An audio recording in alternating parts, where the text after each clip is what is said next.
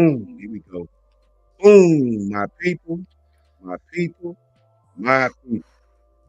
What is going on, man? How you guys feeling out there? How you guys doing? Hope everything going good for you guys, man. Cause my damn blood pressure can't take too much of this, man. Can't take too much of this. It's crazy, you know what I'm saying? But I will say this, man. Let us know if that music is too loud. You know what I'm saying? Janet, how you feeling, Janet? I need to know what's going on, what's on your mind. Oh, What the hell just happened, man? Look, let me start off by saying this before I pass it to my brothers. Football is the ultimate up and down sport, man. You know, you can be happy as hell in 1 minute, sad as hell the next 30 seconds, man. You know, I, let us know if that music is too loud. Let us know if everything sound okay. And Ooh, John, talk to me, man. What's on your mind before we even get any kind of structure? What's on your mind right now? Talk to me. if I didn't need blood pressure medication before, I can promise you now, this game lived up to everything it was supposed to be. When we went up big in the first half, I was like, this is an illusion. This isn't real. I'm in the matrix. There's no way this is going to happen this way. Kirby Smart will not allow this team to end this way. Right. And, yeah, before we get into, I'm just going to leave it at that, man. That was the most up and down I've been in a long time, in a very long time when it comes to an Alabama game. Facts, man. Brinsky, if you there, tell me what's on your mind, bro. it's the highest of the highs to the lowest of the Oh lows man. to the highest Yeah. of the highs. I Yep. have said Yep. it once. I have said it twice. I have said it over and over and over again. Ryan Williams is the best wide receiver to come out of the state of Alabama since Julio Jones. I shouldn't have to say this no more. There should never be a debate about this because my God, that young man right there is special. And just to think about it, he's just a freshman. This is about as worse as he gonna be. And I mean worse in just the best way possible. Thank you, Dude, Jesus, for Ryan Williams. And man, we got a lot to talk about, man. We gonna be here tonight. Yeah, we gotta dig in. First of all, let me say what's up to Bama Gump. Roll Tide to Bama Gump. Roll Tide to Greg Reese, man. Roll Tide to yep. Ronaldo. What's up, Ronaldo? How you doing, man? Mike Jones, our girl, our sister, Janet. Yes, Janet, like Brinsky said, the highest of highs, and I think I was the lowest of lows, man. Hey Watt, what's up, bro? Roll Tide, hey Watt, Hold what's on, up with brother. you, man? Eric D, what's up, ED? Hey Eric, my blood pressure can't take too much more, man. Moon Rocker, how you feeling, Moon?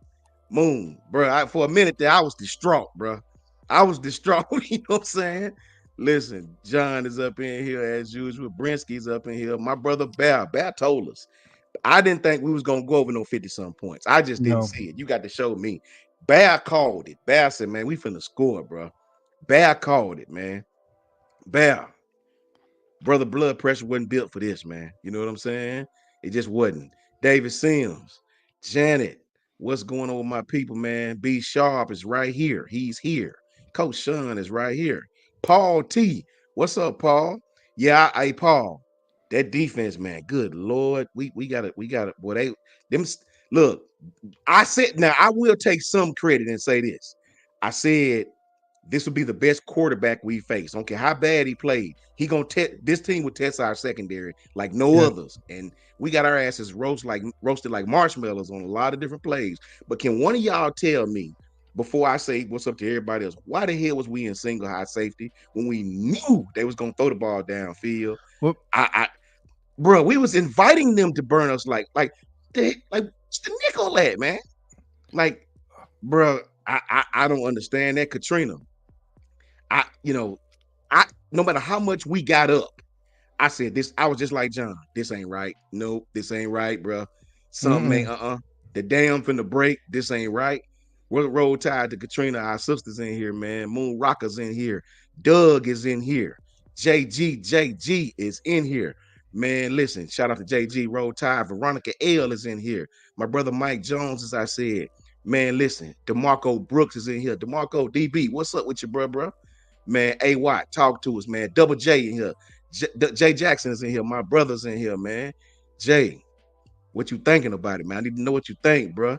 Neil is in here, man. What's going on with y'all? Big Bama's in here, man. Hey, Ro, it's a great win, man. Crimson Dad 813 is in here. Good to see you. Nicole Covington is in here. Love my girl Nicole, man. Good to see all of you so much in here. Look, Carlton Purify is in here, man. Walter Shepherd is in here. That's what we talking about today, man. Let's get into it, man. Let's hop right into it. Let's start with the first half, man. Let's start with the first half. I'll give my quick take on it really quickly. I don't care how many points we scored. I don't care how many we scored, man. I figured that it wasn't gonna last. I said, nope, I'm not gonna get caught up in this. Yep. I know we playing well. I'm not gonna believe it, bro, because Georgia's gonna come back. Travel Paneer, my broski's in the house. E. Burgess is in here. What's up, E. Burgess? Roll Tide to everybody in here. Marcus McCants is in here. What's going on with you? Is this my brother, Coach Al? I hope this Coach Al. Boom, we got Coach Al in here. Oh, I get to meet the man in person. My dog. Yeah, what's up with you, Coach Al? We hopping right into it. My blood pressure. Me and Coach Al, we text me, Coach Al, Ty. We texting through the whole damn game. Like we venting through the whole game. Let's hop right into it, man. First half, John. Shanisa, what's up with your girl? How you feeling? How you doing? Roll Tide to you. Pam is in here. John, let's hop right into it, man. Talk to me about that first half. The good and the ugly as you saw it. Well, here's what I'll start off by. I want to say the obvious. Kalen DeBoer, specifically Kane Womack, right? And then eventually Nick Sheridan kind of said, we're holding back. You've seen 20% of the playbook. Well, we saw that in the first half. Agreed. Empty sets. I mean, the orbital motion, the motion in general on the offensive side. I got to say, like, it almost felt too good to be true. I'm like, there's no way it's going to be this easy. No way that Alabama plays Georgia. Either you're in Tuscaloosa, it does not matter whether you're in Atlanta. It doesn't go down this way. Something is off. And Kirby definitely alluded to that. If you paid attention to the halftime little press conference thing when he said, he's like, yeah, we've seen none of this. And I believe it was just a massive adjustment. And as far as the first half goes, the only thing I was kind of surprised at was Justice Haynes and Jam Miller was actually running the ball quite well the first couple of times they got the ball. And why we kind of almost completely went away from that, it kind of, you know what I mean? It made me wonder, like, why are we completely going away from this? And look, I try not to question things because I'm not a coach, I'm not a player, but it seems like obvious things to me were like, okay, I'm trying not to be too critical. We're up 30-7 at halftime, for God's sakes. But as you know, if you're an Alabama fan playing Georgia, your guts are going to twist at some point and go, this isn't real. It's going to get closer, all that good stuff. Yeah, as far as the good stuff, Jalen Morrow played lights out. The man almost had, 600 or 500, 600 yards of total offense between throwing and running, all that good stuff. Ryan Williams, like Brensky's already alluded to, is the guy. He's the number one guy. He's the feature, right? Yeah. What I loved they did in the first half in this game, though, they didn't just run him deep, right? They kept him shallow. You know what I mean? And let him do what he does. Use his speed to his advantage. Kendrick Law getting involved a little bit. CJ Dupree getting involved a little bit. All that good stuff. Jalen Morrow was spreading the ball around in this game like he hasn't been doing in the first couple of games. And as far as the defense, it's a swarm defense. I'm not going to be too – I know a lot of people are going to get on here and go, I'm mad. But I'm not mad. We beat the number 2 team in the country that just smashed Clemson a couple weeks ago. Let's not forget this is still Georgia. This is still Kirby's team, right? So I'm not going to sit here and placate to this being mad thing or anything like that. I'm just glad we won, plain and simple, and we got to move on to the next game. And I feel bad for these players because I'm sure they're beat up. That was a very physical game. Brensky, talk to me. First half only. Man, I ain't gonna lie to you, man. I was so surprised to be up 28-0 in the first half, bro. I just couldn't believe it. I was like, am I tripping? Facts. Like, Me too. Man, on a Kirby Smart's defense, that is highly impressive what they came out with. They really held back the playbook. And you can really tell, especially with Cade Womack. Oh my God, man! Like with the blitzes, it was unbelievable, man. Them guys called a unbelievable first half game, man. I loved everything about it. I wish we could have ran the ball a little bit more in the first half. Yeah. So, but overall, man, I loved everything about the first half. Yeah. Besides that one touchdown, man. But it knocked a lot of time off the clock. But man, it was unbelievable. Coach Al, can't wait to hear what you got to say. Hold on, First can I say half, something Coach. real Yeah. quick? Yeah, Oh, my yeah. bad, Brinsky. Yeah, go ahead. Go Oh, ahead. real quick. It's towards Coach Al, my brother, my Yeah. HBCU brother. Yeah, what's up, baby? Welcome. I'm Appreciate happy to meet Coach you in Al. person, my brother. Facts, man. Finally. Been trying to get Al Finally. on for me. Facts. I told Al today, Brinsky, I said, Al, come on, man. I'm finna send you the link, bro. People been asking about, you know what I'm saying? Give it Yeah. to us, Coach Al. First half. What's your thoughts? Good, bad, and ugly. The good thing is we came out fast. You know, we came out Facts, quick. man. Yeah, we came out quick, and they couldn't adjust to our speed, not with what we were throwing at them. You know, so I really like the approach. What I really didn't like, Coach, and we was talking about it, was we had no counter to what we was doing. Facts. You know, Georgia just started spilling everything to the sideline. To me, that's when you pull in counters, you pull in powers, you pull in all of that stuff like that, you know, to make them stay in place so you can get the edge again, you know. So, the good thing about it, we won the game. And our team got better tonight, a lot better, because when you pull one out like that and everybody's sphincters tightening up, coaches included, man, you know, I really enjoyed the game. My team showed some class, they showed some guts, they dug deep, you know, and Georgia gave us their best shot. What else do you want? You want the guy that won 40 straight conference champion games to stretch you to the limits in game 4. So you know where you are right now. We know exactly where we are right now. We know exactly who we are right now. We know exactly what we do to get better. You know, so more to come, Coach. Thanks for having me on. What's up, fellas? Good to see y'all. Already. Yes, sir. Good to see y'all. You man. already know, man. Look, you see the crowd, man. They be asking about you. Look, Coach Carl, Coach Al. So give it to us, man. Come on, Coach Carl. Let me hear it. Man, let me tell you something about that first half. First half was fantastic. I mean, the way we came out the gates, putting belt the ass on Georgia like I said we would do in the first half. I knew we were going to come out and put belt the ass. I just seen it. I felt the way Georgia was playing defense all year. I knew we were going to put belt the ass. So that was like, I was just sitting back chilling, man, because I knew it was going to happen. What I didn't know was going to happen is, we were going to move the ball that easy on Georgia. I didn't know we were going to score 28 points. Should have scored 35, maybe 42 points. I think the worst part of the first half is we get up 28 points and start bull crapping around, start trying to trick down plays. You want Jalen missing reads on the down where he should have gave it, and then he pull it. Now you know Georgia coming down here watching you run the ball, so now just give it, man. You don't have to put it every time. Just hand it off and let the running back work. Okay, now you see them. They trying to keep everything inside, closing off the sideline. Then you pull it, and you have some open throws across the middle. When you're trying to run, you should have just pulled it and hit the seam route or hit the cross across the middle. And just started doing a little too much, especially them 2 trick plays. Man, I was like, what the fuck? You know, excuse my French, but those 2 trick plays, man, it was like, ain't no way in hell we up 28 points running trick plays. Man, just go ahead and just go straight down here, go up 42 points on these fools and put them to bed. And then we could just close the door. We run the ball the whole second half and go 3 and out and still beat these guys by 14 points. That's the way I was looking at it. The crazy part, that's just crazy part about it. But once Georgia got rolling in the second half, it started making me feel real bad. Me and you were texting about that, Coach Sean. You know what I mean? Yeah, man. First I half was first half hurt, was brother.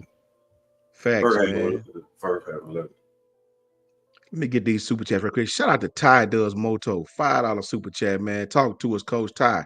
We appreciate you, my brother. Roll Tide to you, Ty. Appreciate your love, man. Thank you so very much, and you much appreciated. My sister Janet, who always in my prayers. She already know. Talk to her. She know how I feel about it with the $50 super chat. Janet, thank you, Janet. Roll Tide to you so very much. For our Bama boys who got the W despite everything UGA threw at them. Roll damn Tide. Love you, Coach Sean and fellas, and we love you right back, Janet. That's a whole fact, man. We love you right back. I talk with Janet, and man, she know I love her. She, we all go through stuff, man. She know where my heart is, and prayer helps, man. I got your back on that, Janet. That's a whole fact. Roll Tide to you, and thank you, my sister. I appreciate that, man. Veronica L says, "Go ahead, Coach. Go ahead, Coach." Dexter made a hell of a comment too. When Kendrick Law went down in the second quarter, that pretty much stalled the offense out too. Yeah, man. Look, Veronica L. He was going to be a big factor. Veronica says, I don't want to hear no more Jalen Milroe slander. And I got to agree with that, bro. We can move on from that Jalen Milroe slander at this point, right? Jalen showed not only tonight that he done got way better throwing the damn ball. If his biggest fault is not handing it off, I might be able to deal with that. Yeah. This cat was hitting high lows, intermediate route. I mean, he was. I mean, he did his thing, man. He did his thing. There's some key points I wanted to talk to you guys, get you guys intake on this. Coach Sean, hold on. Shout out to Bear for that. Shout out to Bear for that. I got one more super chat. Let me see. Yeah, you get another super chat. Let me scroll down. I was a little late. I was kind of back up in the deadgum comments. Let me. When you get Coach and Mod, you're getting too many people in here. Yeah, bro. I think I am, man. Because I be missing. Let me see. Oh, did I miss Nichols too? Shout out to Nichols. Man, man, shout out to my brother Nichols, man. Nichols, much love to you, man. I appreciate you with the $2 super chat. Nick Sheridan let off the gas. They did get conservative, Nichols. They did get conservative, and that almost cost us all that. Because, bro, listen, really quickly, Nichols. We had a series where we ran a screen to Justice. We gave Justice the ball one time. A Jalen Milroe looked like a surrendered quarterback sneak where we really wasn't trying to pick up no yards. We just kind of, that was a horrible series, man. I don't know what the hell me and Coach Al was texting. We didn't know what the hell was going on. Bear, my brother, thank you, Nichols. Roll Tide to you, and I appreciate you, my brother. Thank you so very much. Bear with the $19.99 $20 super chat says, hey, after the game right here, everybody, we play on here on out. In this trouble.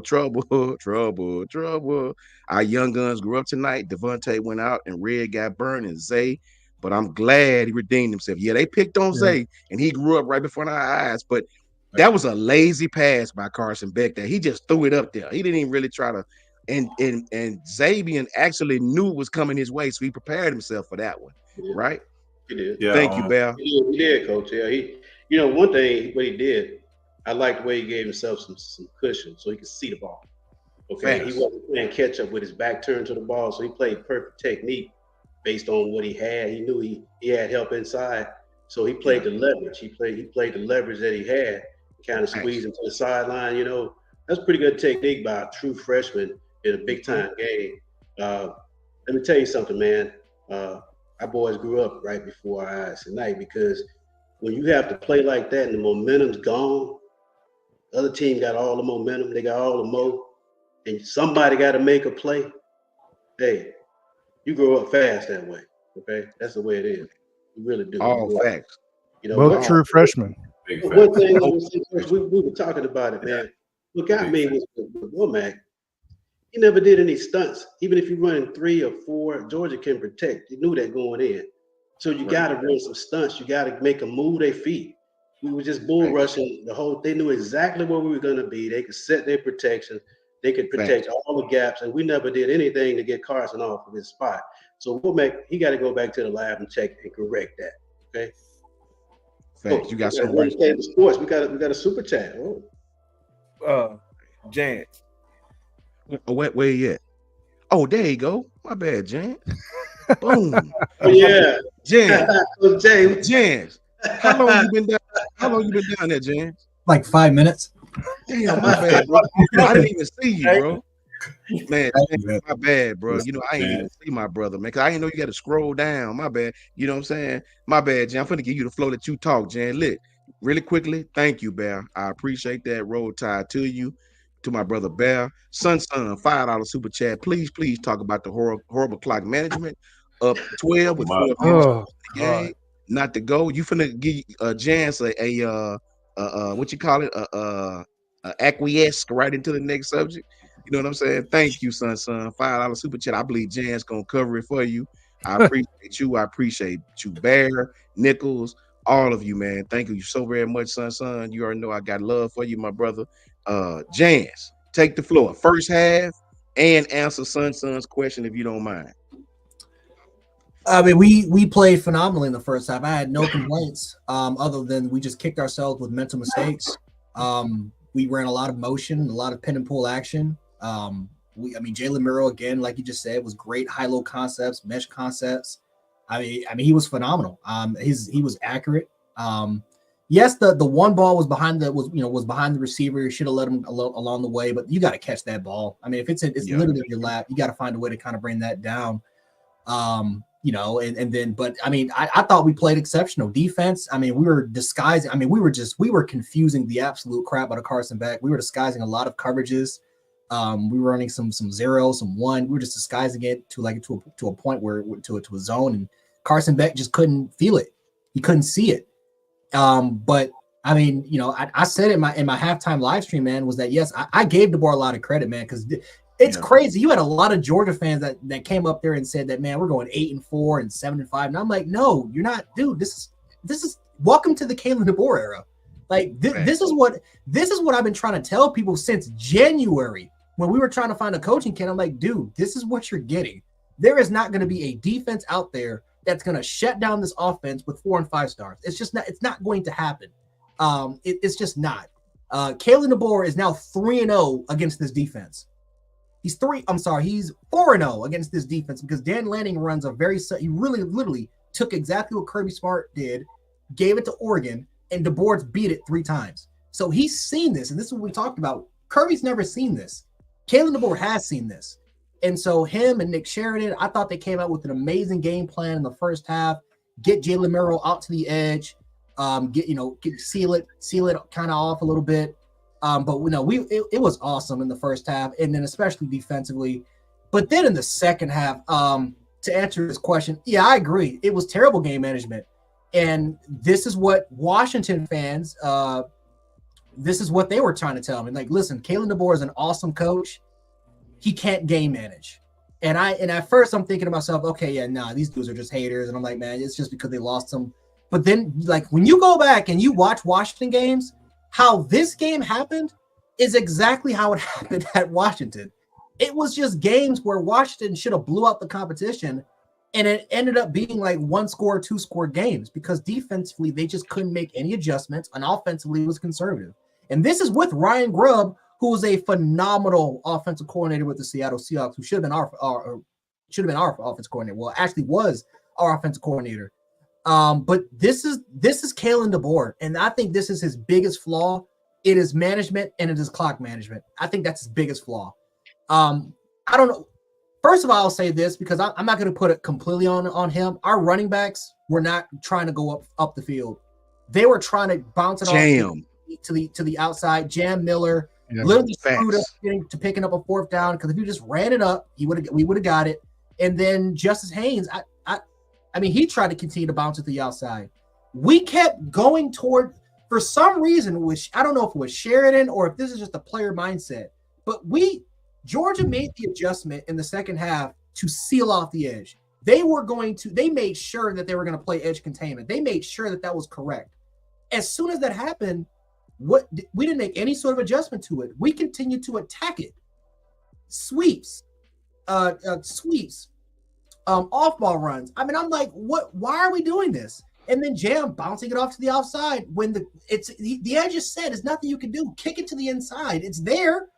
Some of those holes are there. You just got to hit it, and you're just bouncing it off to the outside. I have no idea what the game plan was in the second half, but it was conservative. The clock management was terrible by DeBoer, and again, not going for it on 4th and 1 when your defense is getting cooked. Thanks, Kane Womack, because you left a lot of these freshmen on true islands. I mean, a lot of our single high safety, Jan. Single high safety. And they chunking it downfield on us. Just chucking it down the field. And I felt bad for Xavier Brown. I felt bad for Red Morgan. You know, Keon Sam had a terrible, let's be honest, had a terrible game. Second half, terrible. But it's just like, what can they do? They don't have any help. They have zero And they help. was spent. And they was gas, Jan. And they were, exactly. And so Coach Sean, we relied heavily on just wasting as much clock as possible, not on the offensive side of the ball, but on the defensive side of the ball. Side of the ball, facts. And I'm like, this is the Kalen DeBoer experience. So yes, you're going to get the high of your offense no one's shutting down this offense. Not with these 5- and 4-star players, the talent discrepancy, it's different. It's way better compared to what is at Washington. So no one is shutting down this offense, especially if we can get it rolling. The bad news is, though, this is what I feared about the defense. This is what I feared about a 4-2-5 defense. And me too. It happened. Yeah, it happened in the second half. And it's just, we're just lucky to win. We're lucky to just kind of get out of here because this was going to be the biggest. If Georgia won this game, it was going to be the biggest comeback in the history of college football between ranked opponents ever. And so thankfully that didn't happen, but we got a lot of work to do. I'm not happy. I'm gonna be honest with you. I'm glad we got the win. We're undefeated. It's our toughest test. But Georgia fans went from we're going 7-5 and 8-4. We need to fire Kirby Smart. We need to replace Carson Beck. To now they're like, damn, we're gonna win it. This game was a fluke. We're winning the national championship. We'll see you in Atlanta. And I'm like, much respect to Georgia fans, of course. Y'all guys absolutely deserve it. But I mean, we let them in this game. Georgia made the adjustments, and we continued. We didn't adjust towards it. We continued to let things be. And I have no idea why. But if you go back again, people go back and watch some of those Washington games. This is how it is. This is the DeBoer experience, and we got it. But again, credit to Georgia, man. Absolute hell of a comeback, and we'll see, man. We'll see what happens on the road with them. Thanks, Coach Jan. John, talk to me, man. It seems like empty sets give Georgia some problems in the first half. We were attacking the perimeter, and it seemed like we had a lot of success attacking that perimeter. That wheel route that we brought from the boundary to the field side, the defenders seemed to be late catching up with. There was a great throw by Jalen Milroe. A lot of quarterbacks in Division I football can't put that ball right there in Jam's lap. Talk to me about the second half, John. Talk to me about some things that you saw that you were concerned about that may hinder us in our next close game. Well, and John, before you go, throw some Hollywood in there. Throw some Ryan Williams. Well, number one, Hollywood's Hollywood, man. He's a solidified, bona fide number one guy, right? So there's no doubt about it. When you look at it, right, the biggest stars show up in the biggest moments. Yeah. And that touchdown, look, to get back the lead, ultimately to win us the game, was absolutely ridiculous. But Jan's pointed on the biggest thing, like, look, the clock management not only made me mad, the lack of in-game adjustment was insane. I mean, anybody that was watching this television knows anything about football, you could see just run down Georgia's throat. It's happened through this season. Georgia's run defense is not what it's been in the past. People have ran on them this year. We know this already. And the fact that, just like Jan said, we kept trying to attack the edge of the perimeter, and we did it without even going empty set in the second half for the most part. Finally, towards the end, we went back to empty set, and look what happens.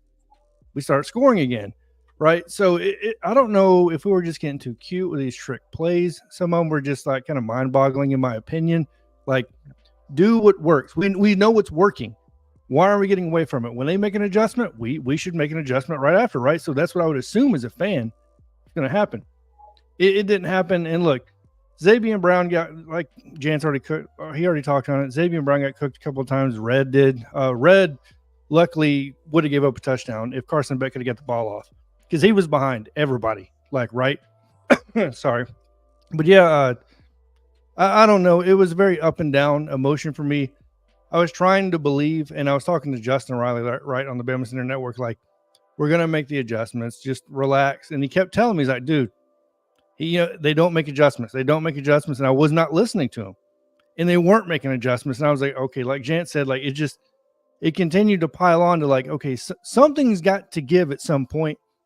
And we let Georgia all of a sudden become Georgia, right, in the second half, which is throwing the ball deep, running the ball, right? So I don't know. Like, I'm trying to keep it positive because we did beat Georgia. They're a really good football team. We already know that. They're going to be in the playoffs more than likely, obviously. We're probably going to end up seeing them in Atlanta, in my opinion, after this. If anything, it showed me, though, to me, I feel good about Jalen Milroe. This, to me, could be his Heisman game. This was where he planted the flag and goes, there should be no more doubters. I did what I had to do to erase all this stuff. He threw the ball, he ran the ball, right? So Ryan Williams solidified himself as the number one receiver. I could talk to him nauseum about stats and stuff like this, but my God, we would stop them on third down. I got the stats here. Georgia went 3 of 15 on third down, but we couldn't stop them on fourth down, right? Yeah. So, I mean, it's fine that we stopped him for 3 of 15 on third down, but when you can't stop them on fourth and they're continuing to go for it on fourth, what good does that honestly do? And then we were 3 of 11 on fourth down or third down. So, yeah, no, and we held them to 3.1 yards rushing. If I was to tell you some of these stats, you would have thought Alabama would have blew them out, right? But just watching the game, obviously we know that's not the case. Thanks. Yeah, that's all I'm going to say about it. I'm going to have to dive into this game and watch it again because I had my crimson glasses on for a half, if not 3/4 of this game, and I didn't want to look at it. Look, Georgia got away with a bunch of calls, but so did we, right? That went on both sides. That wasn't just one side. But they're right. They could have called Xavier at the end. Absolutely, man. And Georgia's right tackle was holding almost the whole entire game. Please go back and watch it. Right, it was horrible how obvious it was, and none of it was getting called. But I'll give them that. It was consistent. They never called it. So that's consistency, right? So you know what you got to do. You got to adjust and just deal with it, I guess.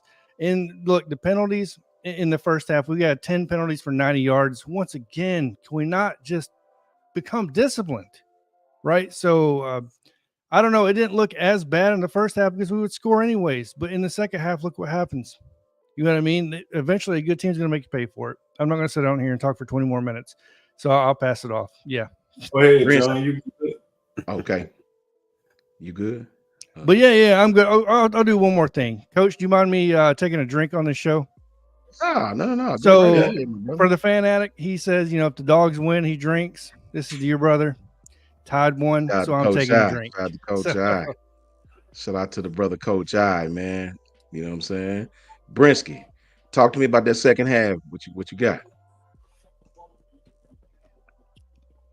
My bad, man. Everybody calling my phone and all that. Mine too, man. It's crazy, man. What was the last one? I'm sorry. What we discussing? Second half. Just talking about the second half, things that you. Second half. I got a lot to talk about in the second half, man. We did absolutely terrible. We got too conservative. The play calling was Tommy Reese / Bill O'Brien man. I don't know what we was doing, and we kept leaving these guys on the island. And what's this one thing I kept telling y'all since Coach Saban left and we lost all those guys in the secondary? I'm worried about the secondary. I said they're going to attack us, and I knew Carson Beck can throw the ball, and I was just like, bro, come on. During the third quarter, I'm just sitting there like when it was 33-15. I'm just looking at the clock at this point. I'm just like, man, just me too. Me too. I'm like, bro, because he looks like he's getting in rhythm. Every time they keep throwing the ball down the field on us, and I'm getting tired of this, man. I am so tired. I was just like, bro, can we just get out of here? Okay, it's the fourth quarter. We up by 15. All we need is like a touchdown, and we're good. I know we'll be good. But man, dog, they just kept running these goofy plays. And then I'm like, you clearly see that they got the edges.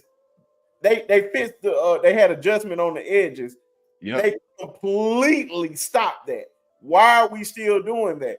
And then we kept going out of bounds. Like, what the hell y'all run out of bounds for? Stopping the clock. And then throwing these stupid pass plays. And then I was like, bro, just throw the ball to Jam. I mean, not throw the ball. Run the ball with Jam or run the ball with Justice. In certain plays. Now, on that last third and whatever, when he threw the quick pass to Justice, he beat Malachi Stark. The only thing that made me mad about that, I felt like Justice could have went a lot harder to get that first down. Like kind of slowed up a little bit. Like man, he you stopped. That, man. You gotta Yeah. attack. And I think this was in the first. It probably was in the second half when Jan Wood was on 4th and 1. I think it was in the beginning of the second half. I can't remember. But when Jan Wood was on that 4th and 1, we handed off to Jam. Jam tried to bounce it out. If Jam just goes straight up, he gets the first down. Yeah, second half, early as third quarter. I mean that changes them. I mean, we're getting 3 points at least. Yeah. I'm just like come on. I'm like, what are we doing, man? It was too much. Lackadaisical. I can't even say the word right now. Lackadaisical. Thank you. In the red zone, man, especially. Of course, we talking about the second half, but that pass he threw behind. I don't know if he threw that to Oops or I can't remember who he threw it to, and he threw it behind him, and he got the pick in the end zone. Stop down there. He threw it to the three. Yeah. Stop down there. It was just too much of that. We kept settling for 3. I'm like, you can't do that. You got to go ahead and knock this team out. And the more they kept scoring, the more confidence that they got. I'm like, man, they keep stopping us. I'm like, we're not really knocking down no time. And especially, I was like, okay, we're up 5. I think, what we up 5? It was either 5 or 6. I can't remember. But it was like 9 minutes to go. After we got that first down, I'm like, bro, please run some clock. Stop trying to hike the ball. They was hiking the ball with like 20 seconds on the clock. Yeah, man. You can be aggressive, but run the clock down. We were still going tempo. Yeah. There's a lot to work on. I was like, Nick Sheridan, hey man, you called an awesome game in the first half. Yeah. I give you an A++ in the first half. Second half, you got to get an F, my brother. Even that Ryan Williams catch don't even give you at least a D, because we should never been in that situation in the first place. Thank God that it happened so quickly, because I'm telling you, man, I was pacing this house. My wife is a Georgia alum, and she just sitting over there. She doesn't care about the game like that, but she had a little smirk on her face, just a little bit, like, "Yay, we up there," and I'm just over here with all this anxiety, and I was just like, "Ryan, thank you." I said, "Man, we get out of this one, man. I'm taking 2 shots before this started, man." But thank God we got up out of here, man. Just, I don't know what to say, man. I'll tell you this, Jans, before you go. Let me get Lynn. Lynn says the whole third quarter and the half of the fourth quarter, Bama was playing that. Look, listen, what he say, me and Coach Al and Ty, we was all texting this. What he about to say right here. We used this slogan. Bama was playing not to lose by doing so we would move the ball or Beck off his spot. If we would have been aggressive, we would have put up 50. We would put 50 up. That's a whole fact. I mean, we were definitely playing not to lose. And it almost bit us, because I think he misjudged the defense.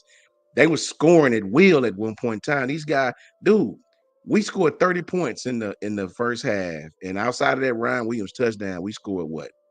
3 points, 4 points, 3.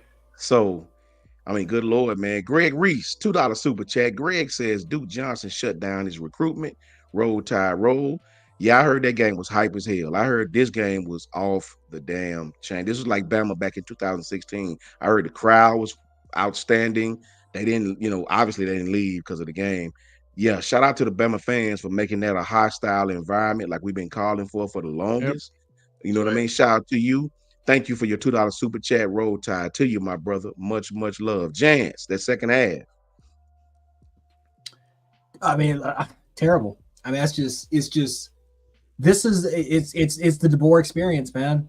And Sheridan and Womack, man. I don't even know what to say. Like I man, if you ever heard the song Blank Space by Taylor Swift, that's exactly what I'm thinking. Like that's me right now, man. It's the fact that we could not make any sort of adjustment at all, or it wasn't even the fact that we couldn't make the adjustment. We refused to make the adjustment. We were stubborn. We were just continuing to say, okay, Georgia got the edge. Let's run at the edge.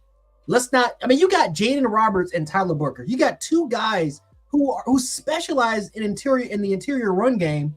And like I said, Georgia's got a nice defensive line, but like John said, this is not the same defensive line from years prior. You can run on this line, and the fact that we didn't even try to even attempt, we didn't even attempt to even do it so that we can chew clock off is just mind-boggling. We didn't go empty. We stopped doing less pin and pull. We stopped trying to get our tackles out in open space. I don't know what the game plan was in the second half. I mean, other than what everyone else is saying, we played to lose. Yep. We played to get our defense on the field and take as much clock as possible. Because in all honesty, let's be honest here, we're lucky that Georgia didn't go off in the third quarter, because that's when they started to heat up. That's when they started to churn.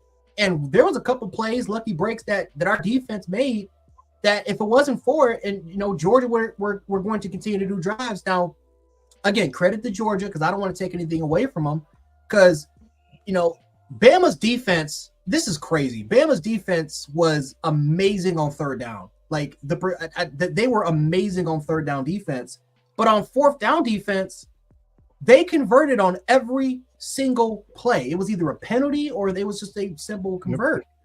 And it was just I can't even describe it. I can't even describe what went down. I mean, other than this is what Washington. I finally understand now what Washington fans were going through last year. I get what they were trying to tell me when they said that, bro. This is welcome to the DeBoer experience. You're gonna go again. You're gonna experience it where you should be up by 4 touchdowns, but instead you're up by 1 because DeBoer plays conservatively. His coaching staffs play conservatively in that second half, and we went through it. This is the DeBoer experience, and so I don't want to go through this again. Now the good thing is this again, Georgia. I don't think that there's any team that we're going to play against that's better than Georgia, and that's include Tennessee. Tennessee has a great defense. They have a phenomenal rotation on their front seven. Their offensive line's not as good as Georgia's. The receivers are not as good as the receivers are. I think about the same as Georgia's. I think their running backs are better than Georgia. Their secondary is garbage. Their secondary is awful. They're trying to get it together like our secondary is trying to get it together and form continuity and play and get better. But other than Tennessee, I mean, Ole Miss again. You saw what they did today. I mean, Ole Miss is Ole Miss. This is what they do. I'm not worried about Ole Miss. Missouri is overrated. Really, again, our toughest game is out the way. I think the next toughest game on our schedule was Tennessee. And then if we can get through those games, I mean, there's the SC championship game. There's Atlanta calling our name, and we may go against, and it's either going to be Texas or it's going to be Georgia. So we'll see what happens, man. But that second half, it was the DeBoer experience. I don't want to go through it again, but look at the history. History doesn't lie, and it's a flaw of his, and it's got to get better. It's got to get better because the lack of adjustments that we made in that second half was just mind-boggling to me. I couldn't believe it. Facts, man. Coach Al, that second half. And let me say this before you go, Coach Al. Okay, guys, listen. We're not criticizing Alabama, guys. We're just talking football. When you're talking football, you talk about the good things and you talk about the things that could potentially get you beat down the road. We all happy we won, but when you're talking football, you highlight the things we done well and you highlight the things that we did not do well. That's all we're doing. Go ahead, Coach Al, that second half. Yeah, second half. One thing I will say, just like you said, Coach Sean, we're building our team. This is game 4. This is game 4. And these guys are trying to put it all together. I mean, Georgia has continuity on their staff. Kirby's a great in-game adjuster. He has SEC experience. The board does not. Okay. The board comes from the Pac-12, and he's a great coach. But the guy has the ability to learn and adapt, I think. Otherwise, he wouldn't be as good as he is. So I think that this type of game, personally as a coach, I love these kind of games early in the year because it just stretches everybody. It's just like making metal. You have to beat it. You have to heat it. You have to make it hard to temper it to get it right. So our team's going to come out of this game much better than what we went into the game. The other thing, too, I would say this. When you jump out on a team like this, it's hard to maintain that momentum. It's hard to look at the collapses we've seen over the years have been epic because teams jumped out to a big lead. So kudos to our team for showing some guts to come back and the crowd being a home field advantage and everything. So, but let me say this too, though. UGA is a championship caliber team. In fact. Okay, they're not going to quit. They're not going to lay down.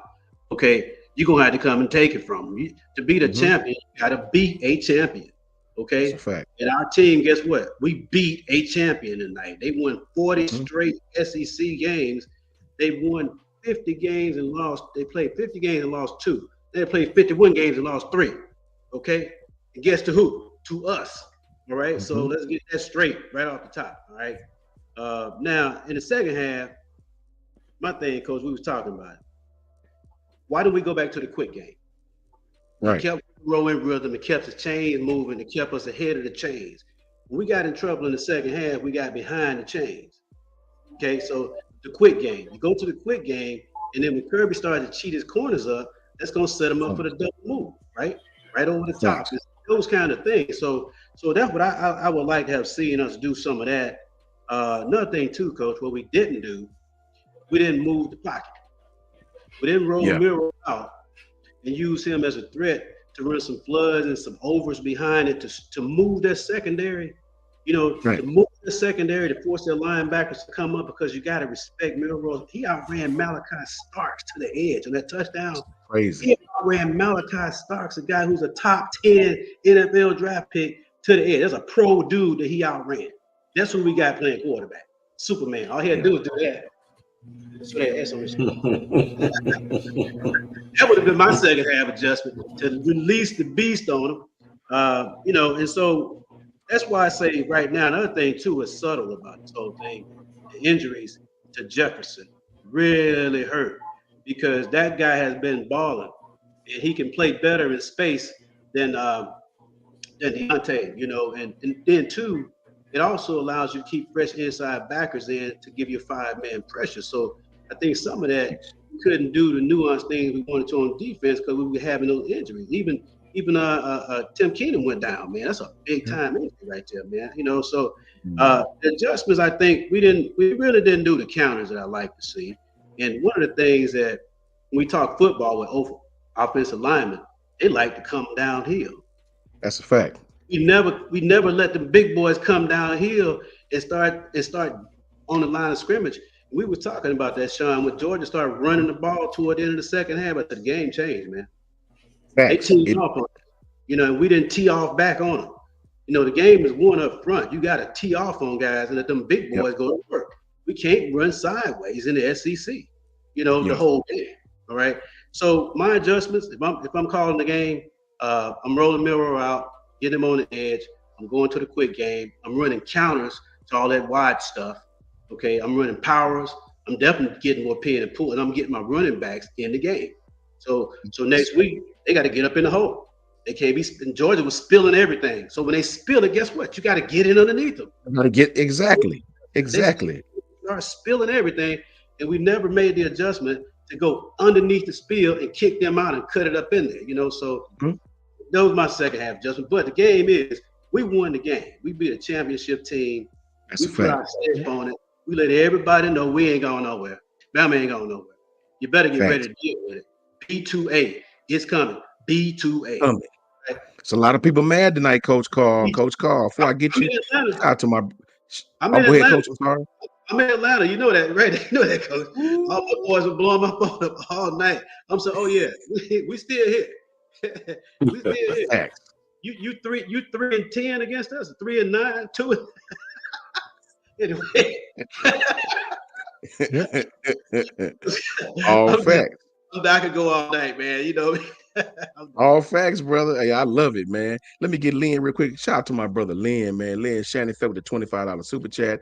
Guys, we could say a ton of bad things about the game, but we beat Georgia. I'm here and I can tell you, I can say mission accomplished. Every recruit was going crazy in the player tunnel. Plus, Julio and AJ was there. I seen Julio, AJ, and Lynn right, man. I got much love for that, man. This win sends shockwaves across the Yes, recruiting landscape, brother. yes, I know that personally.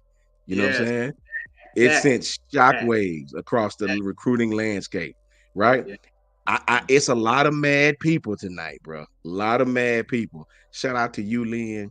Thank you, Lynn, for the super chat, man. Much love to my brother Jay Townsend, who's in here, man. Uncle Jay's in here. To my OG right there, Lynn. Thank you, brother, and you are absolutely right. Much love to you, Lynn, for sure, bro. You already know how I feel about you, Jay. Thank you, man, for tapping in with me, man. That's my wisdom right there, along with my brother, Coach Al. Coach Carl, second half. Talk to me. What you thinking? Oh, hold, let me get Jay. I got First Jay. one, Jay Conf. Shout out to Jay, man. $10 super chat, my Uncle Jay right there. I think our guys got, oh, they definitely got tired, Jay. All facts, man.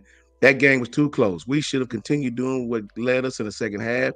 I agree that they should have rolled Miro out too. I agree. Roll Tide. Uncle Jay, you 100% right, Jay. Hey, it just we I believe our old rectum hole got a little tight there for a minute. And we start old booty cheeks started to clamp. You know, we Yep. we we panicked a little bit, you know, man, because I know I was in the living room, just like that.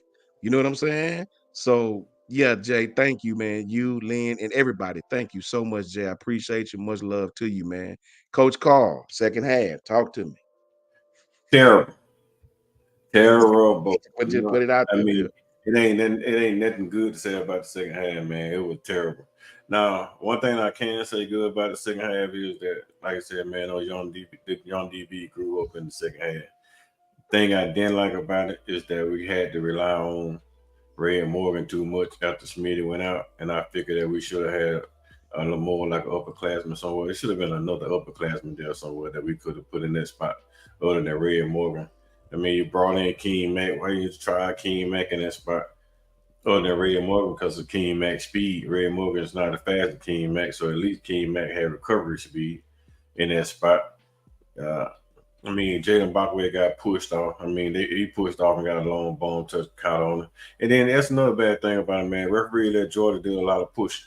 So when it came down in the fourth quarter, when we got a push off, I was like, okay, yeah. I mean, that's just payback from third quarter when they let Georgia push out DBs all over the field. Because, I mean, them two long passes that they caught down the sideline, man, they both were push off. Yeah, they didn't push out. They don't catch those two power because it was tight coverage.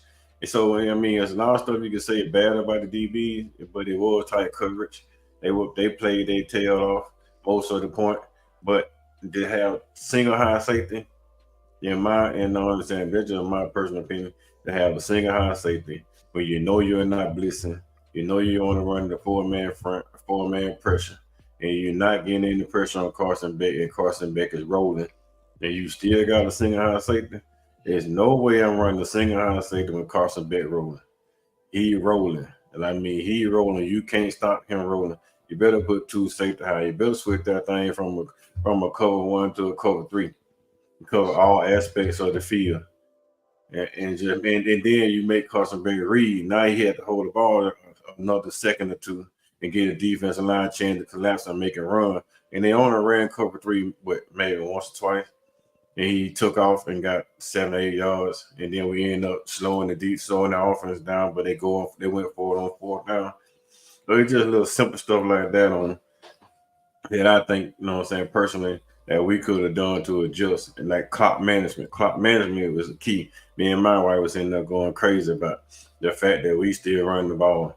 Should we speed pacing and run the ball? And we got a 20-point lead. Why are we running the ball in the second half? Speed rushing with 20-point lead.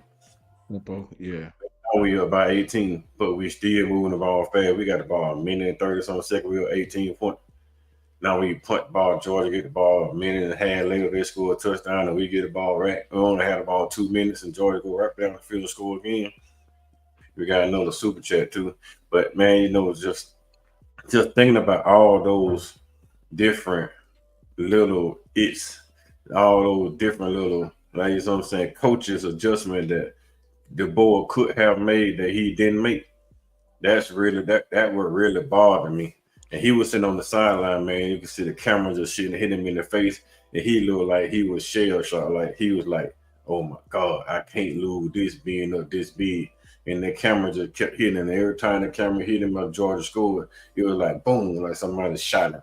Every time you see the camera, he's got that shot. I'm saying shock look on his face, like he didn't know how to stop the bleeding. At that point, that's an offensive mind. That's basically like an offensive genius because you got one of your pupil calling play. You get on their head and say, "Hey man, let's run the ball down their throat. We're gonna lay on them. We got the bigger bodies on defense. They in this little tight 3-4 defense. Let's spread them out. Get 4 or 5 yards of rush. We move the ball 3-4 yards at a time. Boom. Three plays, first down. 3 plays, first down. 3 plays, first down. And as soon as Georgia starts sinking, you want to put 7, 8 in the box, then we'll just start back going quick pass again on top of you again. And if you want to drop everything back, boom, we'll start back running the ball at you again and just methodically move the ball around the field. You want to send a blitz, we want to take that one-on-one shot. I hated the fact that they didn't take no long shots in the game, but two deep shots, and both for the Ryan Williams in the second half. And they only took those 2 deep shots when we was on the pressure or when we had to get a play. Man, we up 28 points. Second half rolled around, you up 23 points. I'm coming out the gate. I'm gonna test your defense because I know Curry gonna make the adjustment. We all know, sitting on this panel, you know, we talk sports. Most of us coach sport. Most of us, all of us know sports. We knew Curry Smart was gonna make that adjustment. Curry Smart and Nick Saban 2.0. Yep. We knew he was gonna make that adjustment. We knew he was gonna change. You see Jalen Miro keeping his ball wrapping around that corner. We already knew Curry was gonna sit them linebacker. Hey man, you sit on this corner, you sit on this corner safety, you spying on Miro. Oh God, yeah. We knew it was coming. I was texting you, Coach Sean, like we see it's coming. All you gotta do, power run game. Power run game. Make this box. Make them feel the box up. Once you feel the box up, now you 1-on-1 all over the board.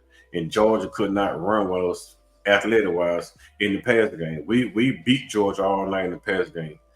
Malachi starts top 10 safety in the country. Well, top 10 draft pick in the country. He got beat all night. There's nothing he could do with that passing game. We beat him all night long. But yet and still, once the Georgia got rolling, and then we kept trying to push everything to the boundaries, you play right in the Kirby's hand because Kirby is not going to let you continue to beat him in the boundaries. Yep. I got a first half game plan. We're going to attack the boundaries on Georgia. We're going to set the edge. We're going to attack the boundaries. My second half game plan, I'm coming straight downhill at you because I know you're going to set your running backs out. That's right. You waiting on Jalen Miro run game. Oh no, I'm finna give you Justice and Jam and whoever else coming behind me. You stop this running game here because they coming at you. And once you start stacking the ball, like I said, then right where you got 250-yard receiving 3 touchdowns because I'm coming at the top of your head. Because there ain't a safety in the country that gonna cover that boy 1-on-1. Hey, Coach Carl. Yes, sir. Yes, sir. Oh. Coach Carl, let me ask you a question. Okay. All right. So every team got to have some kind of identity, right? On offense and on defense. And, you know, all year long, we've been hearing, you know, our offensive line. You know, we got the law firm of Booker, Brailsford, and Roberts. But they didn't practice no law tonight. No, sir. They cross-examine the subject one bit, man. So I'm wondering, you know, yeah, this game, we won the game. I'm loving all of this. I can't say nothing but good things about Alabama tonight. So what I'd like to see against Vanderbilt next week, I don't care nothing about Tennessee.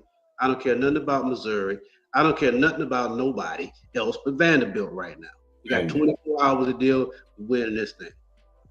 So are we going to run the ball downhill at Vanderbilt next week? I can't tell you that question, man. But Vanderbilt defense little stop. I ain't gonna tell you no. They actually look like in defense. Vanderbilt playing defense. But how we gonna get better at it? unless we let get guys start to cut. You know, offensive line, man. You got to get that continuity and that repetition. You got to run the ball when they know they know you're running the ball. Then you know you can run the football. That's going to open up everything else in the offense it's going to open up the whole book. Okay, so that's one thing I really want to see us do: establish a line of scrimmage. We didn't do that today. We established a line of scrimmage more last year in the SEC championship with a subpar line than we did tonight. I was truly expecting us to hit Shackelford right in his mouth because we had him on skates in the Mercedes Benz last tonight. Shackelford, we didn't hit. We didn't test him one bit. Not one bit.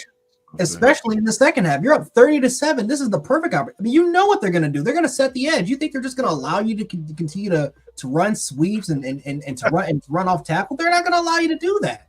I would have been running duos all night against running duos, and powers all night inside to get them backers to start cheating inside. So now that's going to open up the pop pass. You can run that edge stuff then. It's going to cause the safety to creep up in the box. We can go over the top. Milroe was hitting the tight end and the hooks. He was hitting hooks tonight. He was hitting in-breaking routes. All that stuff. The people that say he couldn't throw, the ball was coming out of his hand with a tight spiral tonight. It was on time. A lot of good stuff was on display tonight. A lot of good stuff. Yeah, but like I said, man, I don't understand. Me personally, Coach, I don't understand why. I just can't. It's just for the love of me, man. With that, like you said, with that law firm up there, and I'm in Georgia defendant, and they violated the law in every single way in the second half.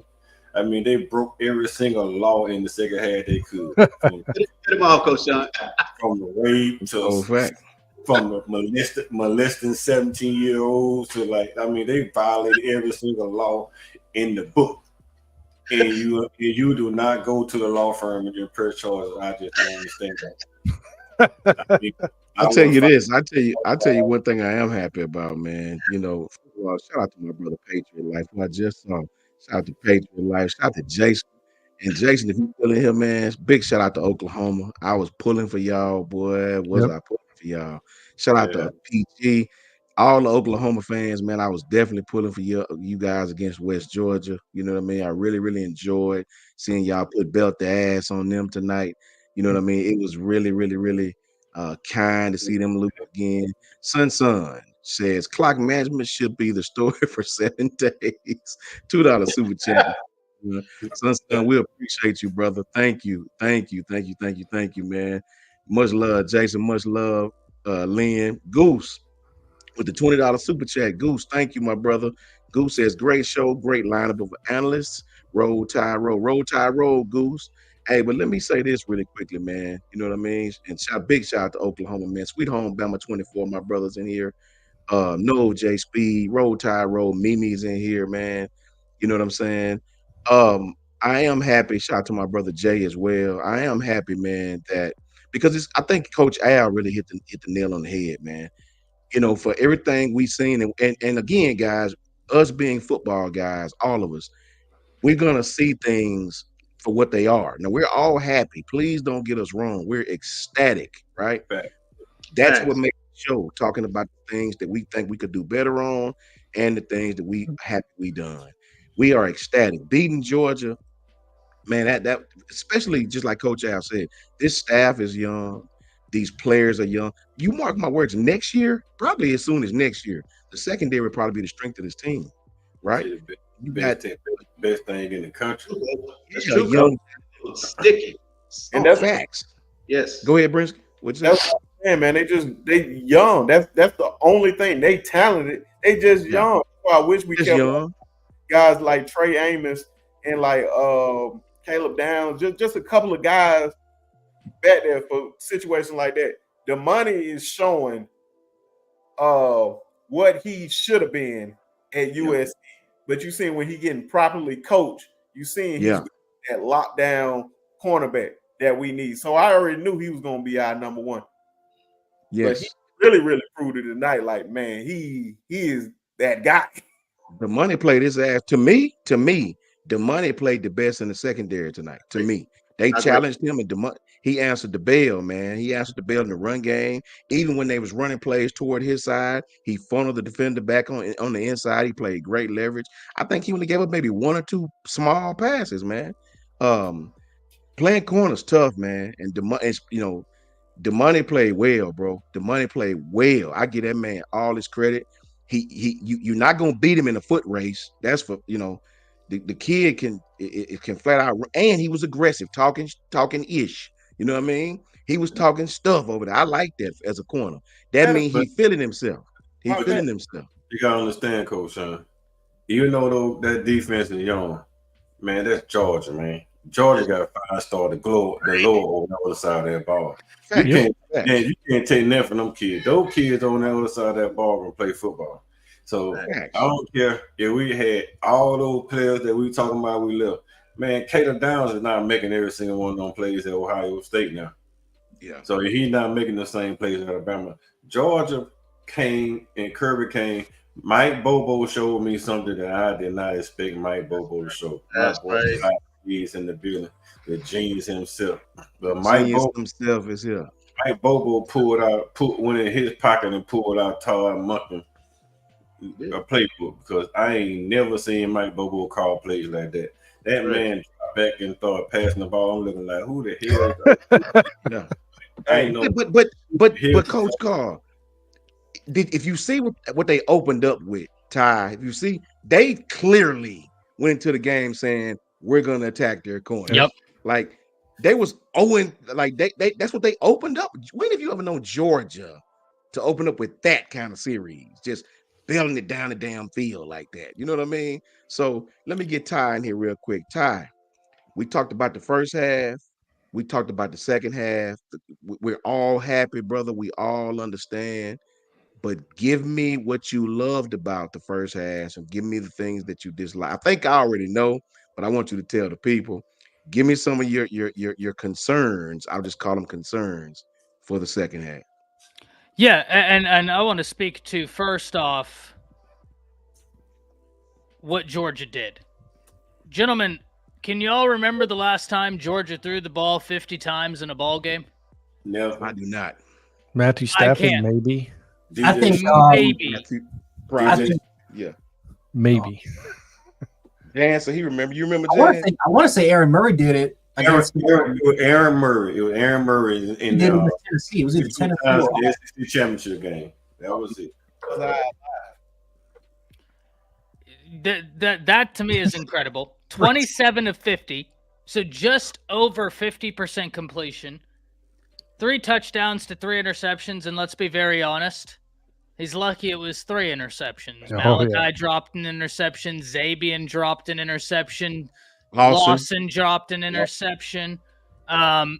This is the second time Bama's played Beck, and he has gotten out of the game without a lot of interceptions. And 3 is a lot, but you guys get what I mean. Last year it was 4 that hit Alabama defensive backs in the hands, didn't convert. Alabama pretty much will stifled this running game. 26 attempts for 80 yards, 3.1 per. So, Coach Sean, I completely agree with you. But because I completely agree with you, you know exactly what I'm about to say. Because I was texting it to you. Why are we not in 2 high safety? Let's live in it. Facts. We are kicking their ass right now. They have not proved to be able to run the ball. Go too high. Because when we went too high, first off, it was a single high look. Malachi was rolled down into the box, but you could see the second they thought they were about to start snapping, he was starting to kind of creep back. They snapped the ball and he darted back. One, that's going to be NFL scout tape for Malachi. The way that it was the play where the ball went right through his hands, he could have had the interception. He was showing single high, came out of that, and the way he flipped his hips to just instantly go from backpedaling, flipping his hips, and attacking the wide receiver, that's going to be scout tape.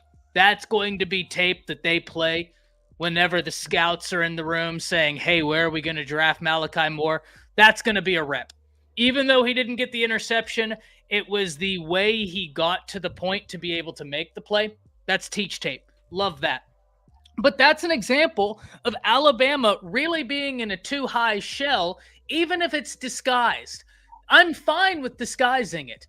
You have Carson Beck seeing ghosts, but then you go single high safety. And then Sab got beat on one because he's trying to be the aggressive defensive back he is. I'm not even mad at that. You are an aggressive defensive back that wants to play downhill because you can intercept the ball. Fair. I'm not mad at that at all because it works more often.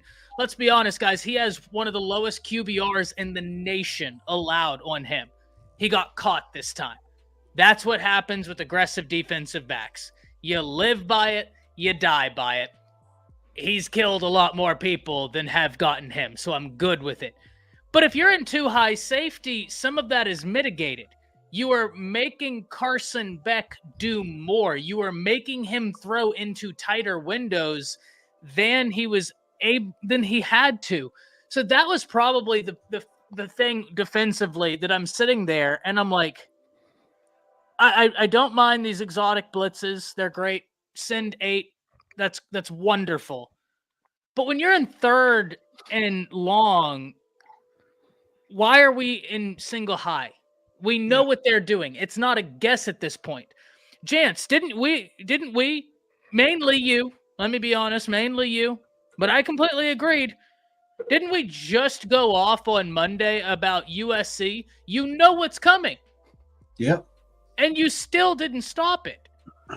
Now, let me be very clear here, ladies and gentlemen. Why am I picking this bone? Because this team can win a national championship. This team can win it all. It's those small things, though, right? Like, I look ahead to a game like Tennessee, a game that will test you vertically. Better than Beck will. I'm sorry. Nico, dare I say, I'd already take Nico over Beck, but Nico will beat you deep. Offensively, coach, I think the first quarter and a half, there's a lot to love. It was the best offensive play calling in the first quarter and a half. Outside of the one play where they got real cute, I didn't even mind the flea flicker because it was like, okay, conceptually, I understand that. Georgia is all out of sorts, and that was meant to be like the big Tyson knockout blow. Like, y'all are all out of sorts. We're going to hit you. You think you've seen it all. You just wait. Flea flicker. Cool. I'm good with that. Malachi makes the play too, man. Like Malachi, man, his ability to kind of diagnose that was unreal. Because if he didn't do it and didn't see it, that was going to be a big game. Yes. Thank you. Very, very, very well pointed out because you're 100% right. Had he not been there and been the first round talent that he is, that's a big game. And we're talking about that play differently. But the double reverse backdoor switcheroo, whatever the hell that was. Yeah, that was getting a little too cute, man. Yeah. Mm-hmm. Let's be real. That was a bit much right there. I want to know what my boy. I hope Lynn's still in here. Lynn's still in here. Lynn, tell us what you think about the double reverse throwback, whatever the hell that was. That was a bit much at that time to me. Just to me. Yeah, that's called running off with a plug. Yeah. and I'll be brief. The thing that I think, Coach Sean, you said it best, and you may have already said it. I'm sorry, I was on the Bleacher Report live. At a certain point, Alabama offensively went from calling plays to win the game to calling plays not to lose the game, and that was a major turning point offensively for me. But do you want to know the part that just absolutely causes me to short wire in my dumb little brain up here? If you're going to go that conservative, why are we snapping the ball with 24 seconds left on the play clock? And tempo, like what the hell? The defense just got cooked. Tired. Jahad Campbell, like he was about to pass out. We out there going tempo. Like, bro, can you slow the ball? Can you slow down? What the hell y'all going to? All we did was go 3 and out. Punt, defense right back out there. You know, it was that part. I got an issue with that part, bro. I do got an issue with that part for real. I For real. saw Kalen Womack over there asking the boy to slow it down. It looked like he was asking him to slow the ball down. You know who had a really good game, but it's not going to show up in the stats, and that's what's his name, James Smith, 23. Oh, he was disruptive as hell. His gap control was crazy. Like that, there's nobody coming where he was at. It was nuts. And that's part of why Georgia ain't have a 80-some yard rush. 80 yards, yeah. Yeah. 80 yards, yeah. They held that on. They held that on in the middle. 80 yards. Gentlemen, you know. Gene T just did it again, by the way. Who? He's the best running back. Yeah, he's the best running back in the Oh, nation. okay. There's no doubt about it. Ashton Gene T just did it again. How many yards this time? 60? He's killing Washington State. They're playing Washington State right now, right? Yeah. He just had a 60-yard run for a Jesus. touchdown. Yeah, man. Hey, That's a John. bad boy. Hey, John. Yeah. Hey, John, you're like this. You know how many guys caught passes tonight, Alabama? I like 8 or 9. 11. Oh, there we go. I love that. 11 guys touched the rock tonight. The tight ends Tight probably, I mean, let's look. The QBR for the quarterback was 96, I think. 98. Yeah. Okay, And so that's, Wow. Can we differentiate interceptions for the love of God? Oh, what I yeah. mean when I say that is like it says he has an interception. yeah, That hit him right. Right in the I'm head. not saying Yeah. it was the best throw he threw all night, but that's a catchable ball. That's not on Jalen. I If- apologize. If Ryan Williams can call what he caught, the dude basically put it in your lap. Like, you know what I mean? Find some way to get that. He got Facts, popped. John. He Facts, got, John. I mean, that state that popped the hell out of his head, though. hey, man, Tuscaloosa is not going to shut down tonight, man. No. Lynn says no. Just sleeping we tonight. may need this show to go a few hours. The parties are going everywhere and traffic looks. Look, I can only imagine what the hell. Donald Trump was Look, there too. looky here. So I I know that only got traffic so much is left. Hey, stupid Lynn. tonight. Lynn, that's the reason why. That's the reason why I didn't go to Tuscaloosa tonight. That is See, me the and main Brinsky, reason. you know, we ready. It's Look, my can home. you imagine? Can Sleeping. y'all imagine driving back to Birmingham from Tuscaloosa right after the game over? You see that long line of red tail lights. Them Hey, red Coach, tail lights go by 20 miles as far as you can see. Like, bro, Coach, it's It's the well last, It's the well last, the last I time, figured out the sticks. the last time Maybe that's for Trump Tennessee. last time Trump came to Tuscaloosa, it was about 7 hours before we left the city. 7 Right. hours? About 7 hours. before we Holy left the crap. city. Man, that traffic in Tuscaloosa is something serious when Trump's It in is. town. Man, you can't get in it. Man, me and my wife we went out to eat right before the game. And I was looking at it on my tablet, watching the game, watching the Auburn beat down on my tablet. Hall of Fame sport, good, right at you.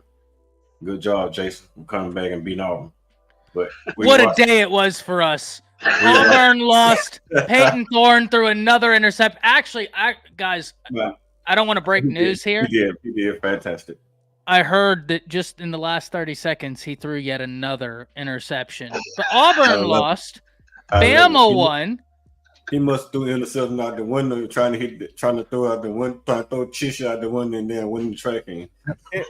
But Ty, don't go ahead. So Ty, don't forget this though. If they were to play them 9 more times, he figures guarantee they're going to beat them 9 straight times. Just the dumbest, bro. I'll bust the gasket on here talking about that. I'm gonna mute myself. But to make the point off and tell y'all, man, me and my wife were watching that game, and they showed a clip of Alabama Stadium 2 hours before kickoff, and the stadium was already packed because you had to get to the game earlier just to get in there because Trump was coming to town. That's wild. Hey, 2 hours earlier, the stadium was already packed. Man, Wow. the fact that Auburn lost the way that they did, and love it, how we won the game, love it. the recruits, all the recruits that were there, big time 5-star recruits. Auburn lost a lot of recruits today. I'm going to promise you that it's going to be at least 3 guys decommitted. Now, you remember, Coach, I wanted to say this to you at the beginning of the show. These so-called California guys, we're not winning our state. We just seen a guy from California lock down somebody Yep. and do his thing. And don't worry, we got another guy that I thought that 6'4" and can run and cover and hit coming to the school. And It's Damani is nothing to sneeze at. He had himself outside of the one slant. That boy is locking people up. Yes. This is what coaching can get you, man. They stunted his growth down at USC. He come to Alabama and he's a whole nother person. Thank God he came here, man. It's beautiful. This is a beautiful night. I'm just so happy to see Auburn lose. And for all my Breaking Bad people, it's one famous scene in there that I know Auburn is feeling right now. The way they lost and they see Alabama win. Y'all remember when Jesse kept where they was trying to get Walter and he just kept getting away with it. He said he can't keep getting away with it.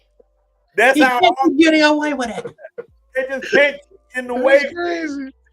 That's crazy. They can't keep Brother. getting away with it. Roll Tide.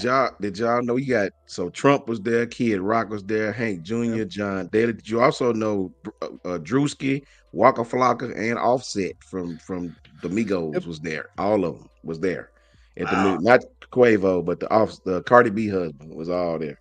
They was all at this game. It was stupid. It was stupid people there tonight. Superstar. It was 13 former Bama players, 3 present ones. You know what I'm saying? It was just stupid tonight in Tuscaloosa, bro.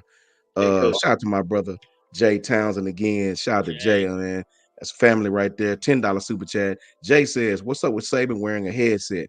Did you all see?" Well, I think that was the headset for the that's the halftime commentary. TV commentary. Right. My son called me from Atlanta swearing that he was calling the game.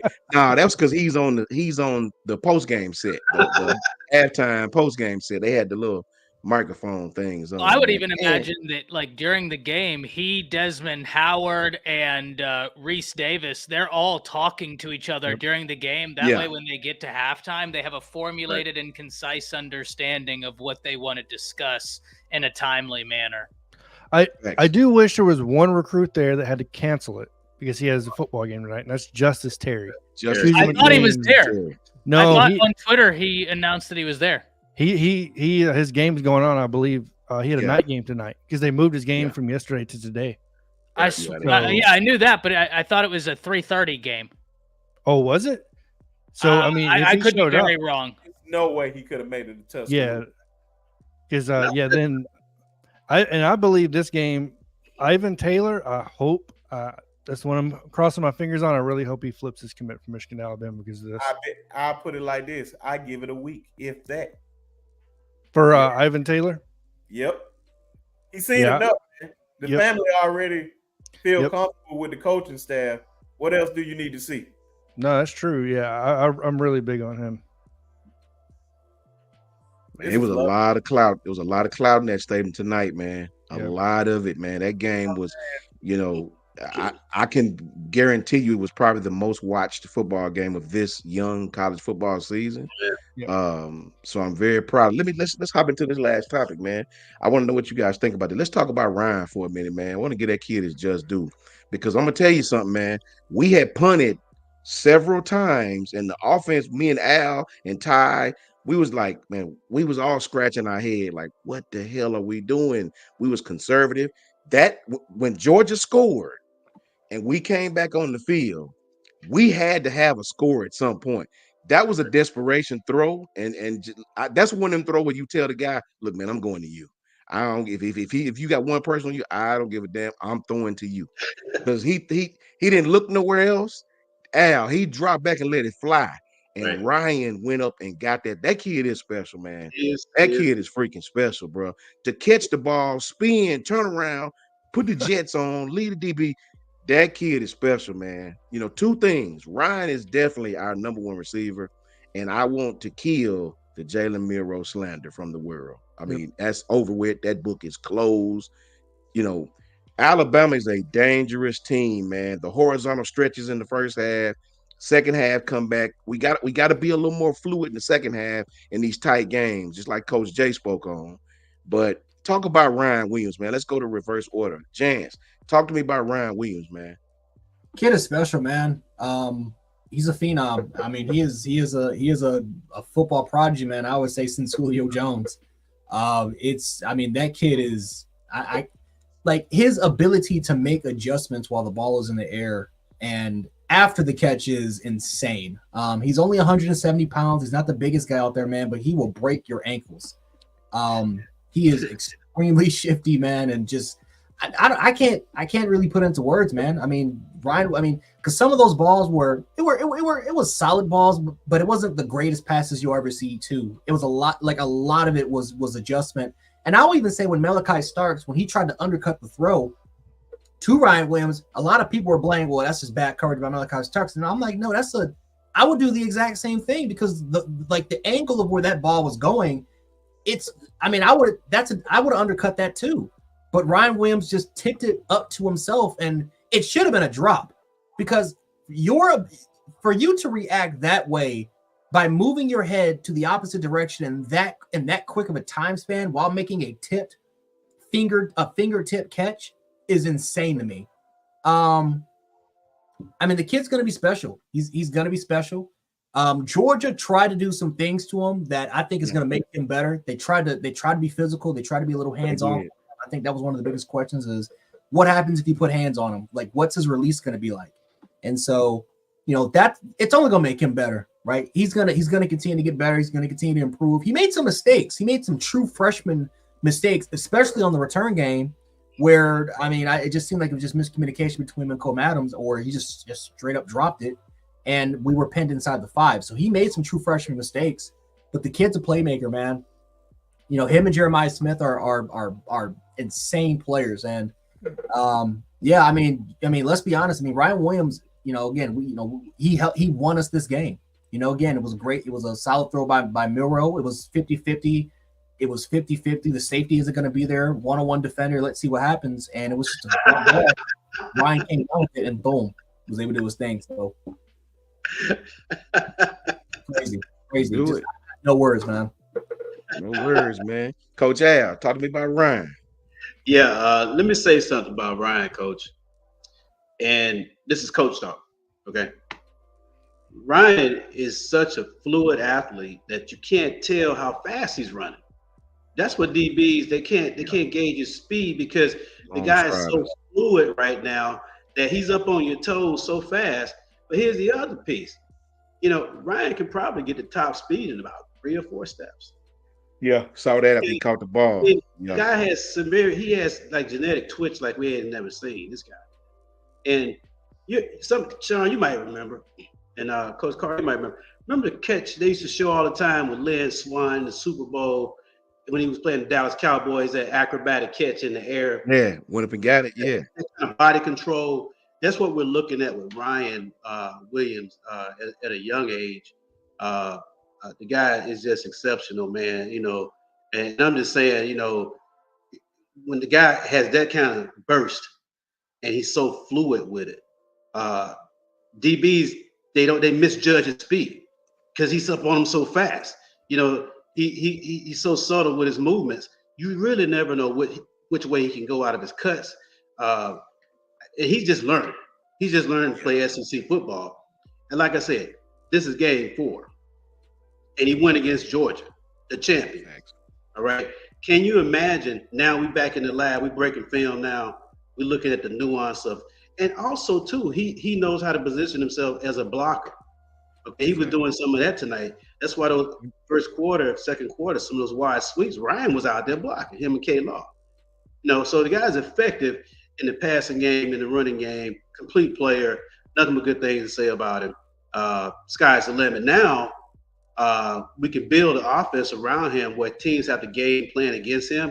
So that's going to scheme other guys up, you see. So I love the kid already. And here's another thing too. Milroe trusts him. Now I'm a quarterback coach. And when I tell my guys, hey, you can trust this guy, when I know I can trust you, got that, we kind of, in my day, we call it, he got that go-get-it speed. Just throw it out there. He go get it. Okay, so yeah, that's what I Facts. had to say about Ryan. All facts, man. Lynn says, I was going to say, Lynn is talking about E-Man. E-Man, I do think Emmanuel Henderson stretches the field just as well as anybody on that team. That boy obviously is very fast because when he run those fades, man, he get on top of the DB quick, Yes, sir. boy. So I Yes, sir. think he earned himself some more playing time tonight and probably some more targets, Lynn. That you're exactly right. Hey, Coach, let me say one more thing too, if I can. Yeah, go right ahead. What confuses me, I'm a little bit confused about another player, Kobe. Okay, because Yeah. I saw Coach Shep get irate at him tonight, and I'm wondering, is he grasping the book? Because his playing time has been decreased. I mean, he's playing behind K Law, but if he was grasping the book, he would be getting more snaps because they can move him around in different other positions. And I'm wondering, there's something there why Prentice is not playing. It's more than just the ability. It's got to be schematically. He's not grabbing the book. I don't know what it is. You might be That's all. right. You might be right, man. It's always something when you don't see a player of that caliber on the field as much as he should be. You're definitely right. Yeah. Coach Carr, talk to me about Ryan.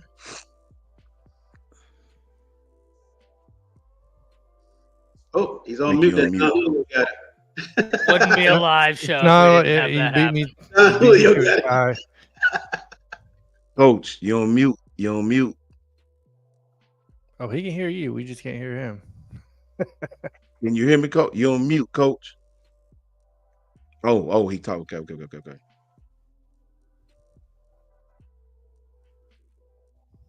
Brinsky, go ahead. The coach fix his stuff. What you think about Ryan, Brinsky? Give me your take on the youngster. I'm gonna say it again, and I'm gonna say it again, and I'm gonna say it again, and I'm gonna say it again. The best wide receiver to come out the state since Julio Jones. Wow. The kid is special, man. Yeah. I seen the man in person his Yeah. sophomore year in Auburn Stadium when they played Auburn High School for the state championship. I said, I'm a fan from afar. Let me just drive to this stadium and see what this kid talking about. The man put on the show as a sophomore. And I was like, I've seen enough. I've seen enough. I don't need to see any more, man. The kid is special. But if anybody What in the Looney Tunes was that? Well, his wife is a Georgia fan. We might want to. Was that you, Brinsky? that did not come from here. That was like a Oh, no. Looney Tunes crash. But man, just a simple fact, man. I think anybody, even me, as big as a Ryan Williams fan as I am, I did not expect what I'm seeing right now. I say he gonna get there eventually. I'm just basing it off history. Yep. The thing when they said reality is coming, reality is here. Thanks. This guy is everything that we need. And I'm telling you, man, it's some names that committed elsewhere, like Khalid Lockett. It's certain guys that are going to decommit and flip to Alabama, man. I just see it coming, man. This is about as perfect of a recruiting weekend that you wanted. And Ryan has put on that show. And he's going to go after those guys, especially those guys who class he was supposed to be in. He knows those guys. Come here, man. We are the future. I'm telling you, just watch and see, man. This kid is special. I'm just happy for us. This is a very, very special time, especially how all of us was in January. We didn't know how everything was going to go. And then everybody wanted to leave. I just want to say that one last thing, and I'm done with it's off Ryan. All those guys that left the school, from Trey Amos to Earl Little Jr., Caleb Down, I can promise you right now, a lot of those guys wish they stayed. I bet you they wish they stayed here. It's the mother effing standard. Roll Tide. Roll Tide, man. John, give me your take on the youngster. So Ryan Williams is amazing. We already know that. This wasn't probably his best route running game because we know the guy, the way he breaks off the top of his routes and stuff like that is absolutely phenomenal. Considering the dude's just a freshman, right? So, and I can't call him a man yet, can I? Because in case anybody doesn't know, he's not 18. No, just the way he's come in and took over the game. He's not 18? I know, that's a surprise to everybody. Here's this. I love Brinsky bringing this up. This couldn't be more of a perfect recruiting weekend because Alabama is featuring a freshman. Seniority is out the window. If you're the better player, you're getting the time and you're getting on the field. You know what I mean? This whole stigma of you need to be here, learn this system. No. If you get up, if you can get the ball, you catch the ball, you do your job, you're going to get on the field to help win games, plain and simple. And I'm not trying to look too far ahead, but the class is coming in with Caleb Cunningham and Latair Brooks, which is massively overlooked, is scary to think about. They will be on the field at the same time with this guy. Is going, I don't know how you can even go to Edwards, the incoming tight end, at 6'6", 240 pounds, is a vertical monster. Like, I don't know how you're going to slow down. If anything, this offense is going to continue to get better, right? So, which is going to do nothing but free up these guys even more. But yeah, I think the big thing I'm going to take from this and Ryan Williams, just because, I mean, we can all sit here and talk all day about this. I said it at the very beginning. I thought he was a great mix of Amari Cooper with a route running. Right, so Amari Cooper was an elite route runner. He gets the natural separation, like you said, Ty, from Devontae Smith. I mean, the guy's just a combination of the greatest, in my opinion. And you're right, the best probably since Julio coming out of Foley, right? So, because he came out of what? Mobile? That's where Ryan Williams came out of? Maryland, I believe it.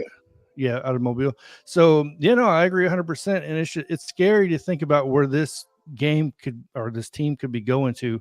We're already just appreciative for where we're at with Kendrick Law, Prentice, these guys. I don't know. There's more to come. So, yeah, that's all I got to say about it. Ty, talk to me about the youngster. Yeah, before I go, I got to ask, and I need everybody's honesty here. Who was it that had the Looney Tunes spill, and are you okay? That was me, Ty.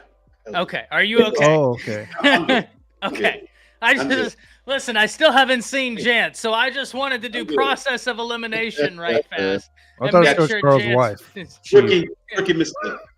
Hey, no, that's not a mistake, man. Things like that make streams what they are. You know what I mean? That's what makes this fun, is things like that happening. And then I get to go back and watch as all of us look up like, what in the world just happened there? But I have a few notes here that as I've been listening, that I want to go through. Coach Al, you talked about the fluidity of Ryan Williams, right? Right. One of the things that made Devontae Smith so elite is that whenever he would run routes, his gait was always the same. What I mean, for people that don't get that, because that's a track term, right. When you watch Devontae Smith, if you're just watching him, you can't tell whether he's jogging or sprinting because it all looks the same. For a defensive back, he puts you in hell. That's right. Because he will think of driving a standard. Devontae Smith would go from first, second, third, fourth, fifth, sixth, back to fifth, fourth, third, fourth, fifth, sixth, all very quickly. And for a defensive back, that fluidity was impossible to keep up with. Coach Sean, I text you a comparison for Ryan Williams. For me, the two wide receivers I think Ryan Williams reminds me of, he is a mixture of Jamison Williams and Devontae Smith, in my opinion. The absolute freakish long speed. Gentlemen, he ran a 10.39 as a sophomore. To put that in perspective, Isaiah Bond ran a 10.39 as a junior or senior, and that guy's otherworldly fast. This guy has the same type of speed, and he did it as a sophomore. What he brings to the table is different. I want to give you all some numbers right now. for the season. This is game 4. He is almost at 500 yards in 4 games. Wow. 16 receptions, 462 yards, 5 touchdowns. How about we just focus in against Georgia? 6 receptions, 177 yards, 2 touchdowns, and an average of 29.5 yards per reception against a Kirby Smart-led defense. And if you want to say, okay, Ty, well, he had the 75-yard play, so that skews it. Okay, I'll be super generous. Take that away.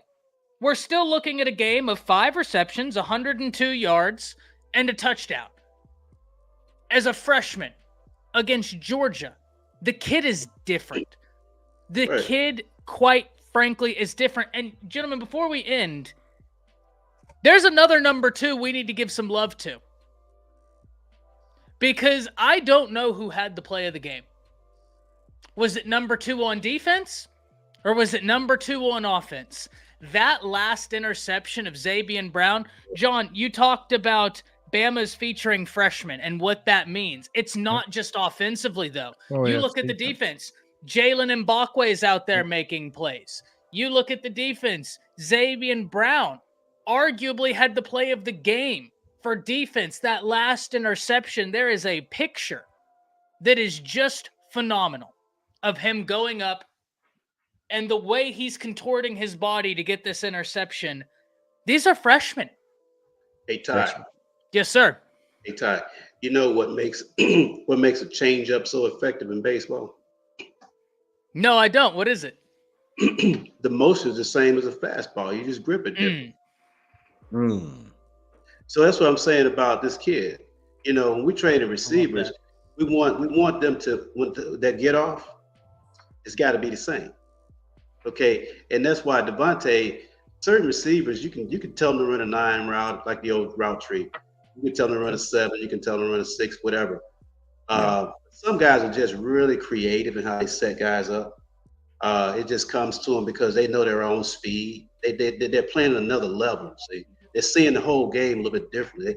I can't describe what talent is. If you have it, you know what I'm talking about. Coach Al, can I give you something to look up tonight that you're going to love? What's that? If you're ever in another situation where you're right there, like I can't describe you talent, always reference Jacob Ellis versus the United States. Okay. It's a famous Supreme Court case. I'm going to go ahead. Everybody look this case up. It had to do with obscenity and what was obscene, what would be allowed to be legal under what could be considered art, and what was, for lack of a better word, basically OnlyFans content. If you get what I'm trying to say there, okay? Well, one of the Supreme Court justices said, I don't know what OnlyFans content is, and if you're wondering why I'm not saying it, is because YouTube can be real finicky with some of the words that they'll pick up with. Yeah. But it rhymes with corn star. Okay? So one of the justices says, I don't know how to describe corn, but I know it when I see it. Know it when you see it. I believe it was the Honorable Justice Roberts. So I'm sorry, but that's something that you imparted knowledge on me right there, and I wanted to impart knowledge back at you.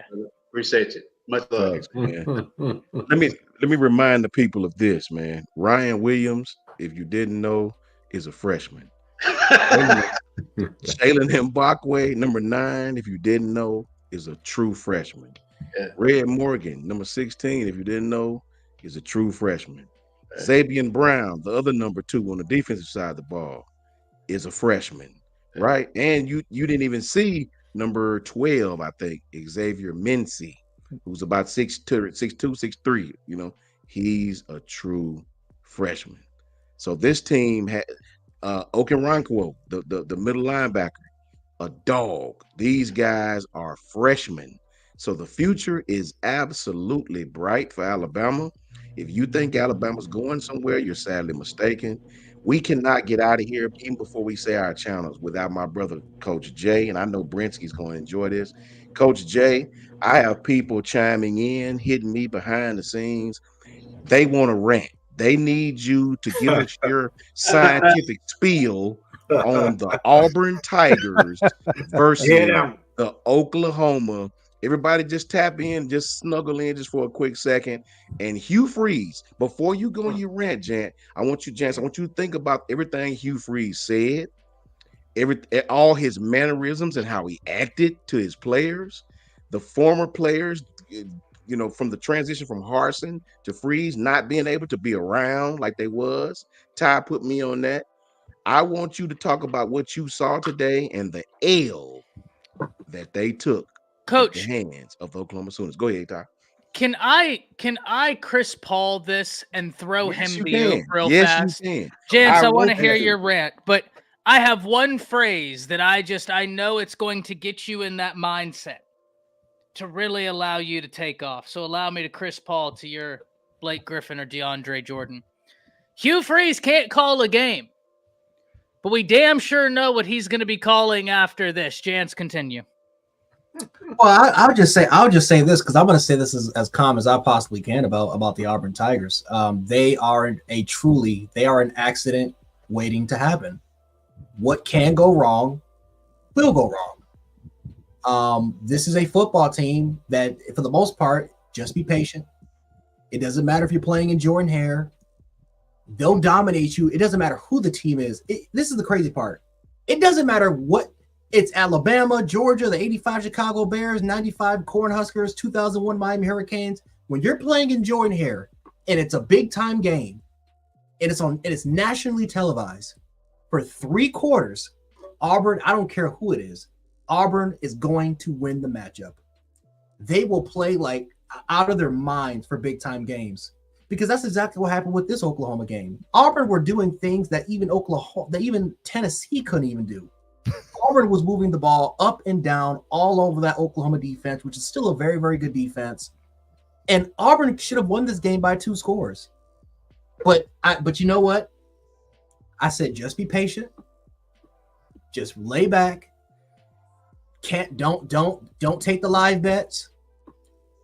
Everything will work itself out because the last 3 to 4 years, and quite frankly, we can go even further back. Auburn will tend to screw it up. They will screw it up no matter what it is going to be because that is who they are. They are a trash football program that has 0 leadership from the top, that's 0 leadership from the bottom, and these players take on the identity of their coach, which is, let's be honest, Hugh Freeze is the most overrated coach in college football. He is overrated as all hell. His demeanor, talking crap about his certain players, the coaching staff that he's revolved around, and people and Auburn fans. The crazy part is that after the game, they continue to defend Hugh Freeze because now they're blaming the quarterback, they're blaming they're blaming the receivers, they're blaming the defensive personnel, they're blaming the coaching staff, and Hugh Freeze is he's barely taking any sort of accountability because what they take away from this game is just give him a quarterback, and they're going to win a lot of games. You can't make it up. Auburn fans are in denial. And quite frankly, I am seething in this. I am enjoying this because this is what they paid and got for. They deserve this. And you know what, Auburn fans, because they came in my comment section telling me that I was wrong about that I was wrong about Hugh Freeze being there for 3 years, and which that's my mistake. But then they wanted to continue to go on far, saying make sure that you don't have any football knowledge, and instead of make sure you get your facts straight, and just want to talk sassy. Just want to talk sassy because they want to project all their anger, of course, on content creators such as us, all on this panel, because we all make mistakes. But they projected their anger on me. Well, I look at this football game and I can't tell the difference between Harsin and Hugh Freeze because their game management late down the stretch, and quite frankly, this is for both coaches, have been terrible. They look like the complete coach. They look like the same to me. So Auburn fans, you deserve everything that you're getting right now. Your football program is poverty. And like I said before, it doesn't matter how many in-state recruits that you get. They're all going to enter the portal the following year in the first place. So what's the point of even having them? You need to fire Hugh Freeze now instead of delaying the inevitable. I don't give a crap if it was 5 months. Stop delaying the inevitable and fire Hugh Freeze. You need to fire your athletic director. You need to fire anybody who's a part of the athletic administration, because clearly your football program and your basketball program for the next decade is about to be in shambles. It's a shame that we have to come down to this point, but apparently to Auburn fans, Hugh Freeze is a better coach than Kalen DeBoer, and that DeBoer was just going to be another Harsin 2.0. Well, Kalen DeBoer has done something that, quite frankly, your program hasn't done in almost a decade, and that's beat Georgia. So ultimately, at the end of the day, we'll see what happens with them, but I'm not too surprised. Auburn is phenomenal at home for 3.5 quarters. Auburn will outplay the hell out of everybody for 3.5 quarters. It doesn't matter if they play against the 2001 Hurricanes, the 95 Cornhuskers, or the 2020 Alabama. They will play anybody absolutely insane for 3.5 quarters. But those last 5 minutes, they will tend to screw it up because they are an accident waiting to happen. I love it. Brinsky, how you feel about that? I know your affinity for those people in West Georgia. How you feel? Like I said, I'm literally down the road from them. So I will. I don't see no toilet paper on them dirty trees. I know that's right, man. Nothing about no Auburn Tiger. Dirty tree. Man said exactly what he needed to say. To see them lose like that was perfect, and to see us win like that, you can't tell me God ain't real. Max, Man, Bresky, you can't do Auburn like that, Bresky, because the businesses around there like Dollar General and Family Dollar, they waiting on Auburn to win a game so they can sell out toilet paper, man. Come on, dog. They like, where are these? You know what's funny? Where are these people that want to that protect the trees? Where are they at? These people. The throwing the toilet paper is one of the dumbest traditions I've ever seen. Look, you got these conservationists. They're out here saying, "Man, we got to protect the trees. We shouldn't be vandalizing the trees." You get Auburn fans out here throwing trees, but I thought trees had feelings. I thought trees could feel. Well, again, we get criticized for. That's why they cover them up, because they're in Auburn. So you want to make sure they don't see the shit everybody else has to see. Let me ask you a question. What's worse? Poisoning a tree and taking it off its misery, or throwing toilet paper on a tree for how long that damn tradition's been going on? That tree has been there for how many damn years, and you throw it at it, you're hurting his damn feelings. You're hurting his damn feelings. Man, I'm surprised that we're not up in arms about this. We should protest against them and ban them for vandalizing, because that's what that is. That is vandalism of throwing toilet paper. We don't know where that toilet paper's been. They could have soaked it in toilet water. We don't know what the hell their dirty ass hands have been on that tree. So these trees because that's disgraceful. These trees get feelings, and I refuse to allow Auburn fans to throw toilet paper on the damn trees. Where's that in the arms of the angel music? I do got a question for you then. What went down more, Charmin stock or Johnson & Johnson baby oil? Oh, that's a good one. 1,000 bottles of baby oil. I'm not going to say. I'm going to go ahead and mute myself. That way I don't. Baby oil went up, but Charmin. That's the goal, John. Baby oil booming right now, John. Booming. It's booming. Clearly, it's booming. Yeah. Did y'all see the lawyer's defense on that? Oh my Lord, bro. Scott Tissue on decline. Hey, it is. But did y'all see the lawyer's defense on that, Coach Sean? Did you see that? I think he said something about he had so many bottles because he shops at Costco and they sell it in bulk. Yeah. Dude, I couldn't believe that. Bro. Oh my God. Really? 1,000 bottles. 1,000 bottles. A lube and baby oil. Like,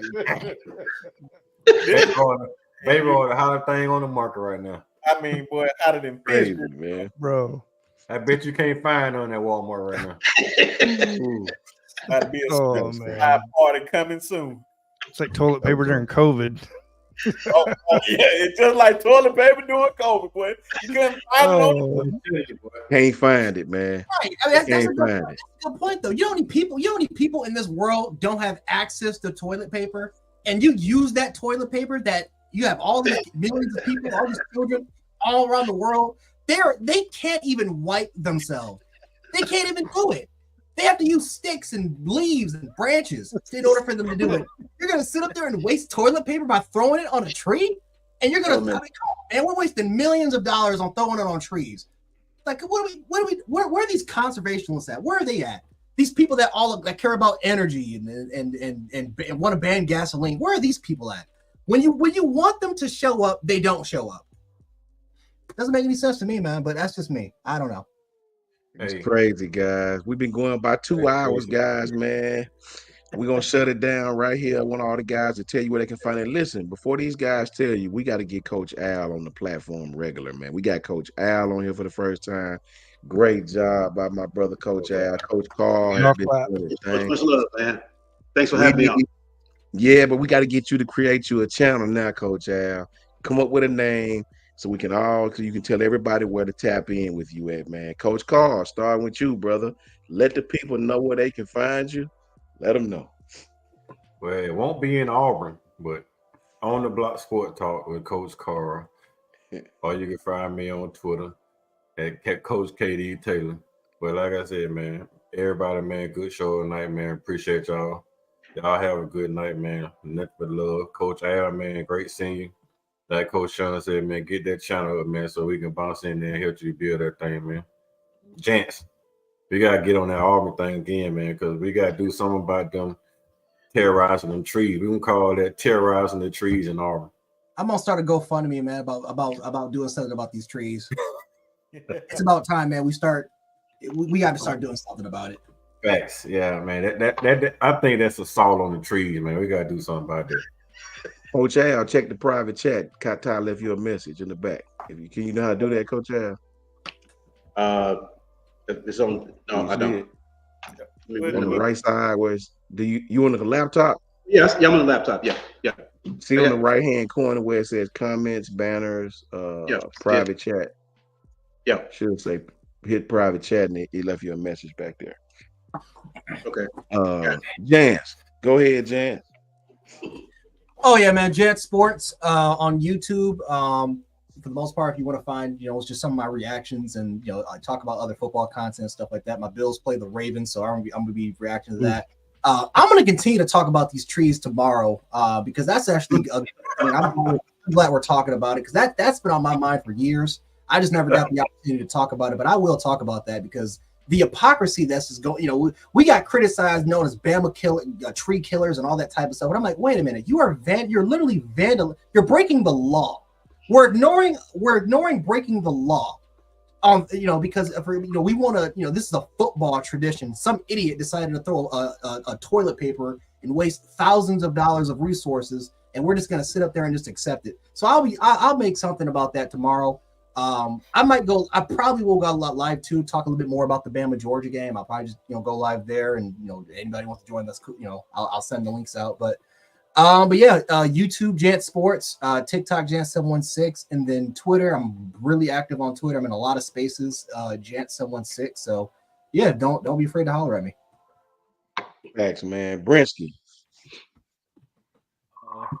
Y'all know where y'all can catch me at the Sharpshooters Podcast. It's right there in the comment section. If it doesn't send you straight to the channel, just type it in. Go ahead and subscribe to the channel. Also, you can find me on X or Twitter, whatever you want to call it, at B_sharp. And shout out to all the HBCUs since I got my man Coach Al up here. Got Jackson State in the house. I love. Yeah, I love. Coach Sean up there for Alabama A&M, and me. University. You already know the most winningest black college football team ever. I just had to throw that out there. So, show love to all these guys' channel, man, and let all naysayers know. And like my uncle used to tell me as a child, I'm about to get drunk and play Sweet Home Alabama all night long. Roll I heard John, that. where you at? At Bama Nation, John, and I'm transitioning over to the Bama Standard. So I do have a new show starting on there with those guys. It's gonna be me, Nice. Cishi Payne, Daniel Petty, and then Bo Scarborough. It's gonna be called Roll Tide Cafe, and we're gonna be a morning show, live stream every Thursday morning, and we're gonna be doing videos on the regular. So on the Bama Standard. Sweet. That's good stuff, John. Good stuff, bro. Appreciate it. Congratulations. Appreciate it. Yeah. Ah, What's where up? you at? Yeah, you can find me at Around the Table Sports. You can find me also on the Bama Standard on the Final Whistle every Tuesday evening with Matt Caddell, Dan Petty, Dan James, Chris James, Lou Sean. I mean, we Out to the got Bama Standard. we got the crew over there. Wednesday evenings, you can catch me on the SEC Connect. Monday evenings, you can catch me and a lot of these guys over at Around the Table Sports, as well as Friday mornings, you can catch me over there. Friday after mid mornings, you can catch me on Bleacher Report doing the college football pick'em show, and then every Saturday after Alabama, I will be here or on the Bleacher Report app, or on a light night like tonight. I was on both, so anywhere where they give me a microphone. Yep. Freaking awesome, man. I And want he to say rocks thank the you microphone. to all my brothers, man. We got to get Coach Al when you create that channel, because people want to tap in and hear what you got to say, man. People obviously enjoy listening to you. Yep. They, you know, we appreciate you. You know what I'm saying? I love when Coach guys, Carl and Brinsky Yeah. and my brother Jance and Ty and John. We just enjoy talking football. That's why I like connecting with these guys, man, because we just want to talk football, brother. We just want to talk football. You know, the good, the bad, the ugly, the beautiful. That's all we do. We enjoy talking football. We're gonna give it to you straight, never late. You know, if it's bad, we're gonna say it was bad. If it was good, we're gonna love on you and tell you it was good. I appreciate all of you, man. You guys are awesome. I appreciate everybody in the chat that tapped in with us. We had at one point 220 plus and on Twitter, and another 180 plus on YouTube. It was over 400 people tonight, man. Wow. And you know, it was real big tonight, man. People hit me in the inbox, man. It was real. It was fun. It's getting bigger and bigger every Saturday, man. You know, and I appreciate all my brothers. Make sure you tap in with these guys, please, man. These guys' channels are awesome. Make sure you tap in with them, man. Shout out to my brother Jake. Set the tone. College football. Make sure you go tap in with my brother Jake, man. You know what I mean? Make sure you tap in with Jason at Hall of Fame Sports, right? College football. Make sure you tap in with Coach I over at Fan Addict Sports, and make sure you tap in with Coach Smoot. You know what I mean? The AAA family, man. All these guys, PG, you know what I mean? PG over there with the Oklahoma guys. These guys all got great content. Everybody on the channel, you see right here on this panel, great content. You cannot go wrong with these guys' channel. I stay on these guys' channel, watching videos, supporting. Please follow us. Myself at jmho sports talk. That's on Twitter and YouTube. That stands for Just My Humble Opinion. That's all it is when we talk. It's just our humble opinions. I'm no insider. I don't want to be an insider. I don't want to do no interviews. I just want to talk football with my brothers on here, laugh, talk, cut up, and put belt a couple of Auburn Tigers asses, and especially Tennessee. You know what I mean?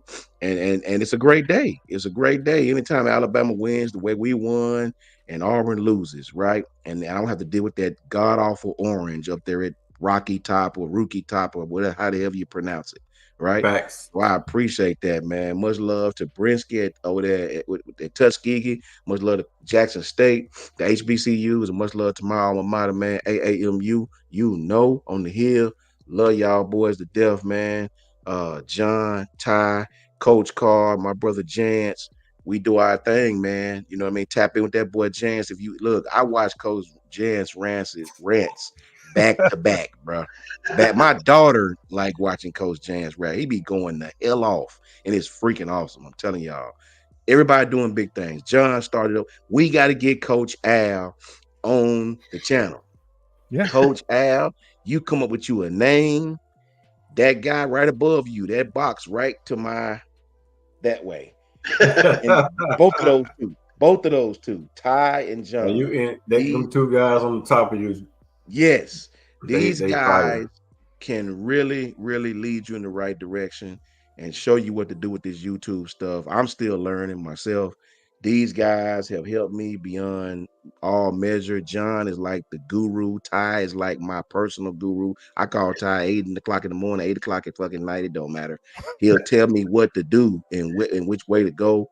You know what I'm saying? This guy right here below me, Jance. Jance is a OG too himself in this YouTube space. These guys know what to do, and I follow whatever the hell they do, along with all the other people I just named. Right. So, Right. Coach, come up with you a name, Coach, and let us know. We'll all put it on the channels, and people will flock to it. Trust me. You know what I mean? Just talking ball. Just talk. Oh, that there you go, right there. There it Just is. talking ball. Look at There that. you go. Yeah, I got. Hey, God, Just popped guru. out like that. Just popped out like Just that, talking and it's ball. already busted. I gotta That's get it. Jance on a video with me, man, because I need Jance to rant one time. Like go stupid. Really go stupid. Stupid Facts, crazy. man. They love it, Chance man. be They going love in. it. Coach Sean and I were texting earlier, Jance, and we were like, I told Coach, I said, Coach, can you imagine if USC loses today? Oh my The God. rant Jance is going to go Oh, on. fair. will I was be- ready, man. I know Blame you it, were. blame it. I know you were. It'd have been ugly. It'd have been ugly, bro. And Wisconsin at first was putting belt to their asses. I don't know what happened. Yep. I don't know what happened, man. It was the same Wisconsin mistakes we refused to make adjustments. Same mistakes we made. Refused to make adjustments, turnovers, penalties. There you go, Coach J. Dwight left you. Dwight said, "Yeah, Coach J be on one." Oh yeah, So- Facts. Janty ended the game with 259 yards and 4 touchdowns on the ground. that is crazy. Yeah, that dude awesome. That dude. Wow. Ty been on him. Yeah, Ty been on him for a minute. You know what I'm saying? Well, much love to my brothers, man. It's about 12:47. Until next time, you can catch me Monday with Ty, Monday evening. Coach Al, you create that channel. You let us know. We'll spread the word and get it cracking. And everybody tap in with my brother Jay Townsend. Jay Townsend has a new channel, and it's called Jay's Epic Travels. Tap in with that. It's on my Twitter. You can see it. If you forget about it, it's on the Twitter. Tap in with Jay. Jay does a lot of traveling, you know, and that thing is, those kind of platforms are becoming very, very big. People that travel, people that let you see what London is about, people that, you know, just travel and see big things, places that I probably will never get a chance to go. But hey, tap in with my brother Jay Townsend. Jay is doing big things, man. And lastly, Joseph Washington, $5 super chat. All Jalen Milroe does is win. Tebow effect. Roll, Tide, roll. Facts to my brother Joseph Washington, $5 super chat. Joseph, we agree with you 1,000%. Thank you, Joseph, for the $5 super chat. Much love to you, brother. And roll Tide to everybody in the chat. Thank you for tapping in. I think it's Tide. It always says your time is one of the most valuable things you can give. You know what I mean? And I appreciate you for that. We all do. Coach Al is coming soon. Hold tight. I'm gonna put that in the atmosphere. My brother Coach Al is coming. We all gonna be tapped in with him as well. Stay tuned, YouTube. No Diddy. No Diddy. No Diddy. No Diddy. Absolutely none. No. Okay, Ty. No Diddy. Okay, Ty. Hey, one more person. We're gonna introduce the spinning wheel on No Diddy. One more person gotta say hello, and that's the SWD, the spinning wheel of doom. Shout out to John at Bama. Make sure you tap in with John too. John's channel is growing just like maggots to doo-doo. They're coming, boy. Quick. They're coming. Make sure you tap in with my brother John, bro. John has got everybody coming in. Coach Carl, Brinsky, Jans, Ty. We all doing our thing, man. Roll Tide to all of you. Brotherly love, John. No Diddy. Brotherly love, Oh, brother. Brotherly love. Appreciate it. Roll Tide.